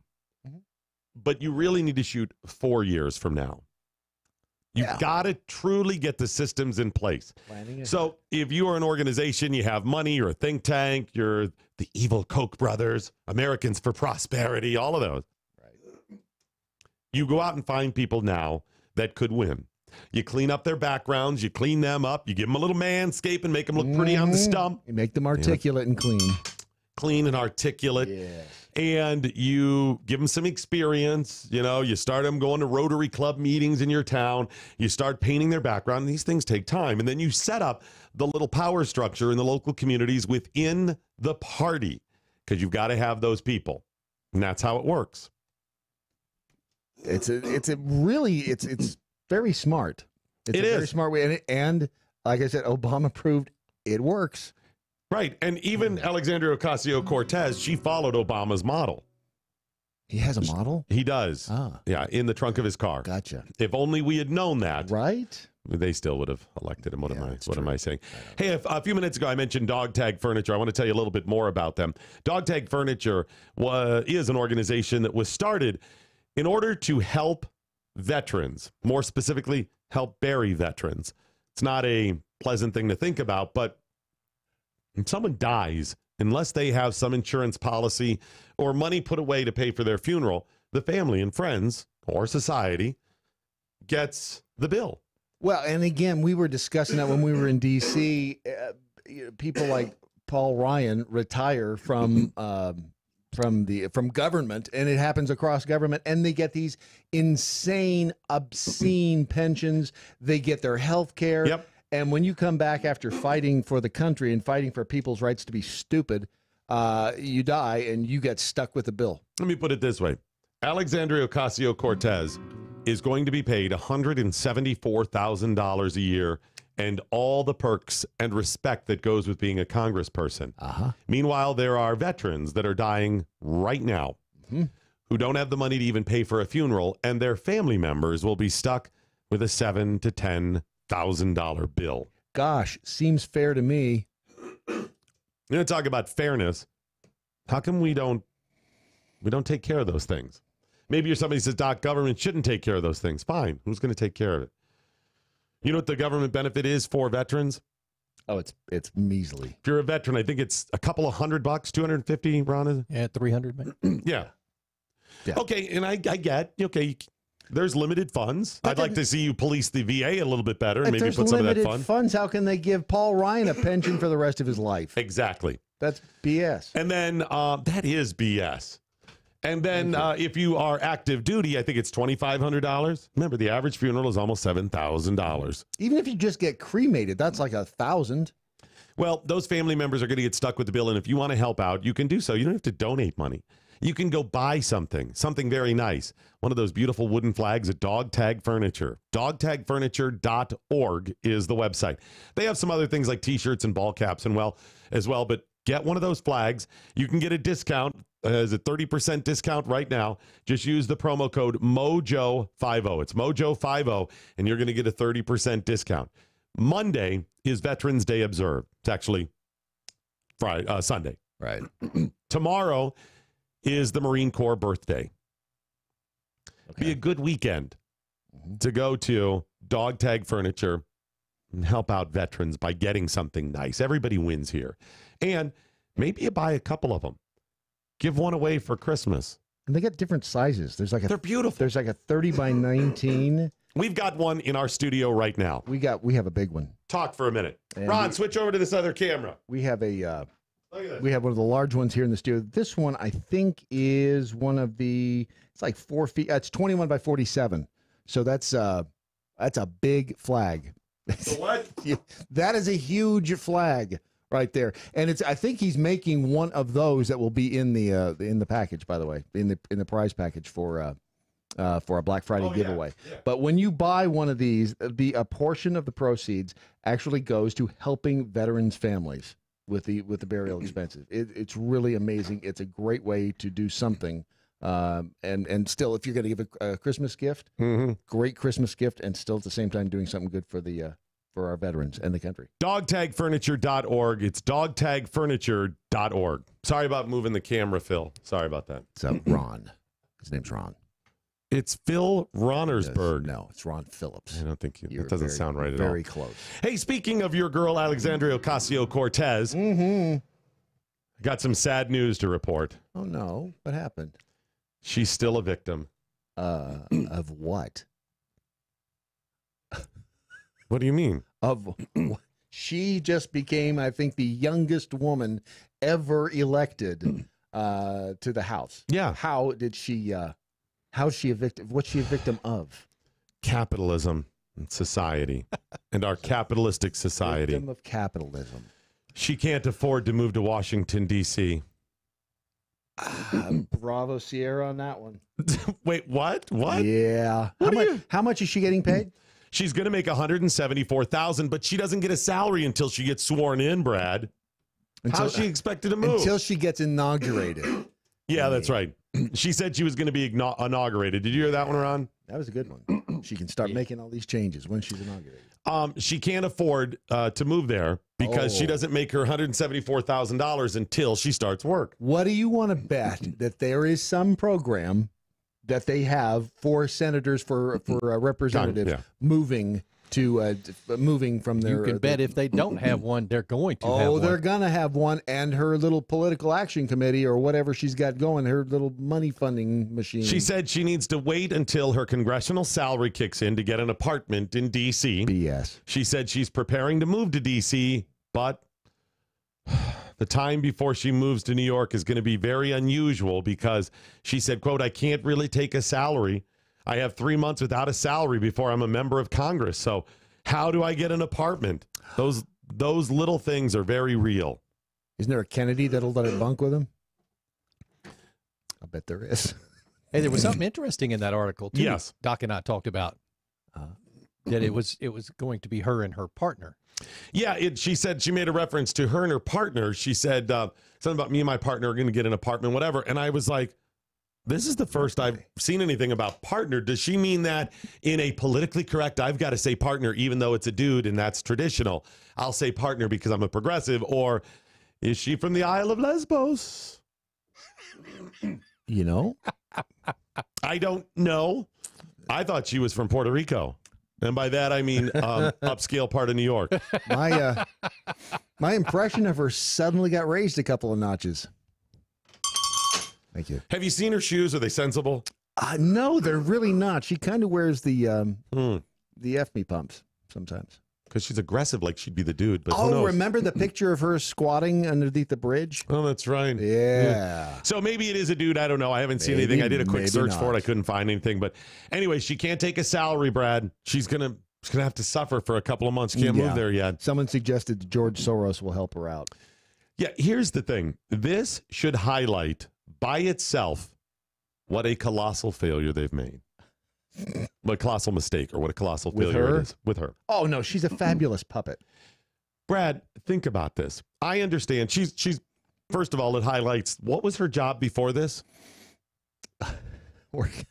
She was a waitress, bartender? Yeah. She was slinging drinks. Not that there's anything wrong with that. I think that little restaurant's shutting down, which is why she doesn't have any money coming in for 3 months. Well, right. I understand that. There's nothing wrong. There's smart people that do those, and I have passionately spoken on behalf of anybody who works hard and takes their job seriously. Nothing wrong with that. We've all worked in it.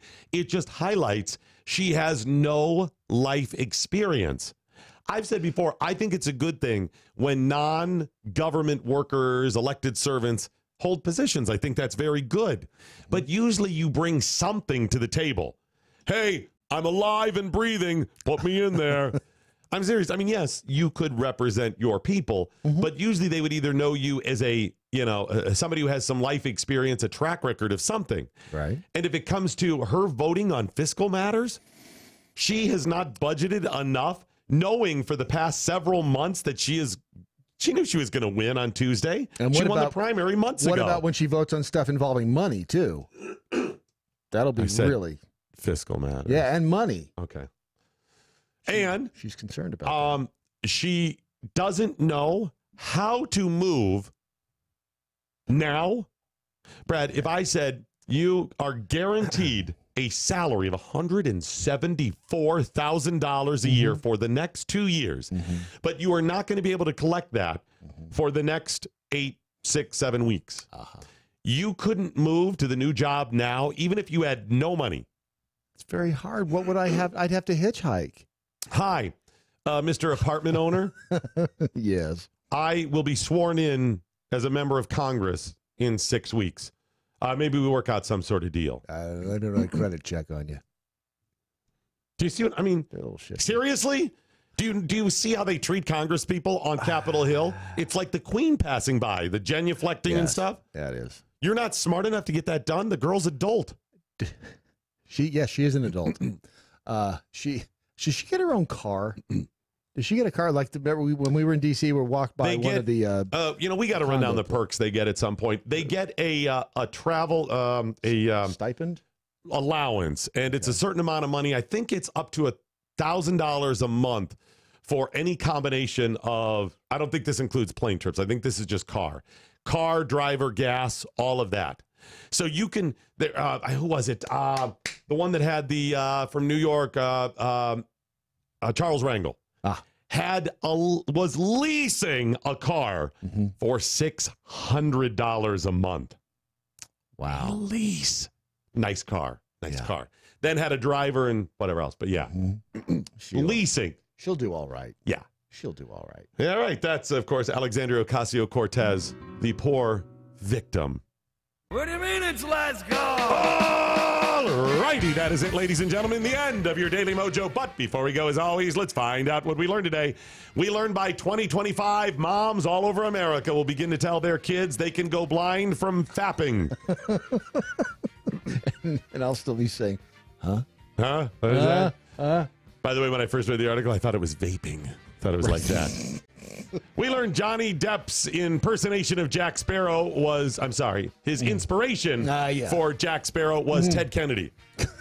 Yes, it was. We learned Nebraska takes check fraud very seriously. Don't they, though? We learned pro-criminal tip number 519. Don't fall asleep in public with your the stuff you just stole. That never works well. It never turns out quite the way you think it will. We learned I cannot condone crashing a car into the DMV. No. I cannot condone such action. No. But I do understand it. Yep. I really do. Certainly do. Brad Staggs, what, if anything, did you learn today? I learned that we may need to do a mental wellness study of the jackholes in the MeWe MoJo chat room. Boy, do we need to do it. Can I get a grant for it? If we can get money for it, I am all in. I learned that all I need for Christmas I can find in the dumpster behind Sears. Boy, it's going to be fun Christmas morning. Oh, it certainly is. What's that smell? That's your gift. It's under the tree. Just air it out a little bit. And by the way, it's also the tree. It'll be fine. I learned that celiac disease doesn't mean you're wearing a funny hat. No? But that helps. It does. It's such a pleasant disease. It does. They really need to rename it. Some of these sound so heavy and like negative, but celiac. Yeah, celiac. Sounds like a comedy. Oh, you old celiac. Between comedy and a flower. I learned that I cannot recommend ordering the Waffle House hash browns junked. No, you don't want them junked. Crashed, junked. Yeah, no, bad idea. I learned that I've already signed up for my weekend at Ruth Bader Ginsburg's. Oh, Yes, nice. That's going to be fun. That's going to be you fun. You thought Bernie was fun. Ruthie's going to be a lot of fun. And I also learned that Alexandria Ocasio-Cortez needs to visit a local office of Check Into Cash. By the way, I just retweeted a Christopher little meme from him about Alexandria Ocasio-Cortez. The gift that keeps giving. All right, what, if anything, did the other listeners learn today? The other listeners over on the Twitter, Skippy learned when patrons at the Waffle House want their hash browns scattered, smothered, and covered, they genuinely don't mean by criminals falling from the ceiling. Or insulation. Exactly. I mean, do you see? That really gets stuck in your throat, too. The insulation, yeah. Just a little cough. Bearded Larky Farkin learned a man with a wig robbed McDonald's. What? Was he dressed like Ronald McDonald? That's what I thought at first, too. They're not going to see you coming, are they? No, they are not going to see you coming. Nope, it's like an insider job. Purple Angry Beaver learned. Purple Angry Beaver, Purple Angry Beaver. That's why Prince wrote the songs. Learned that Movie Pass has gone to the dogs.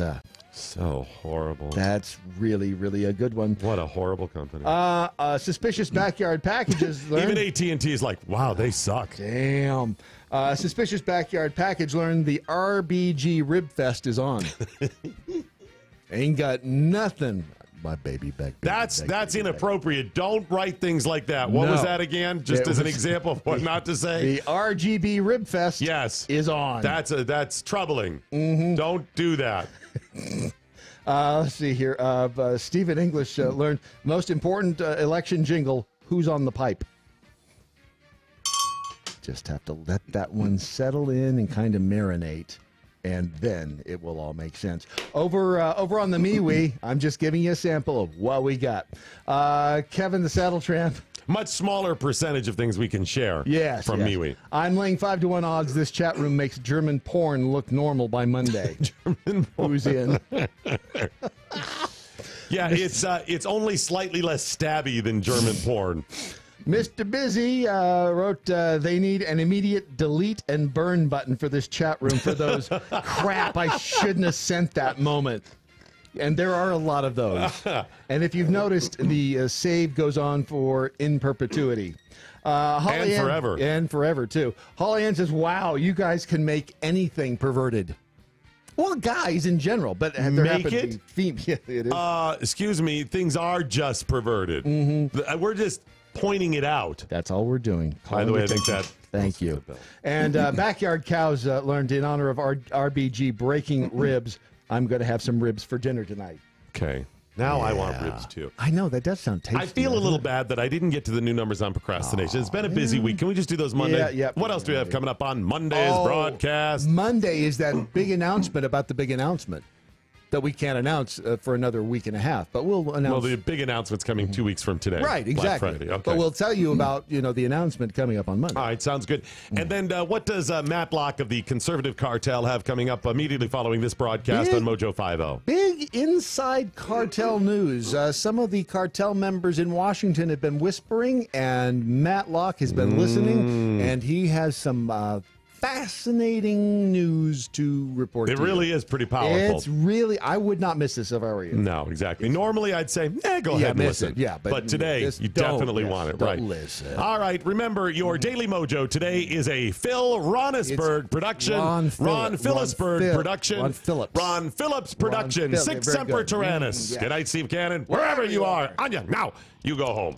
Very good. Very good. I'm leaving. Just like we did it in rehearsal. Yes, exactly. Smooth. Let's put film in the camera and do it again.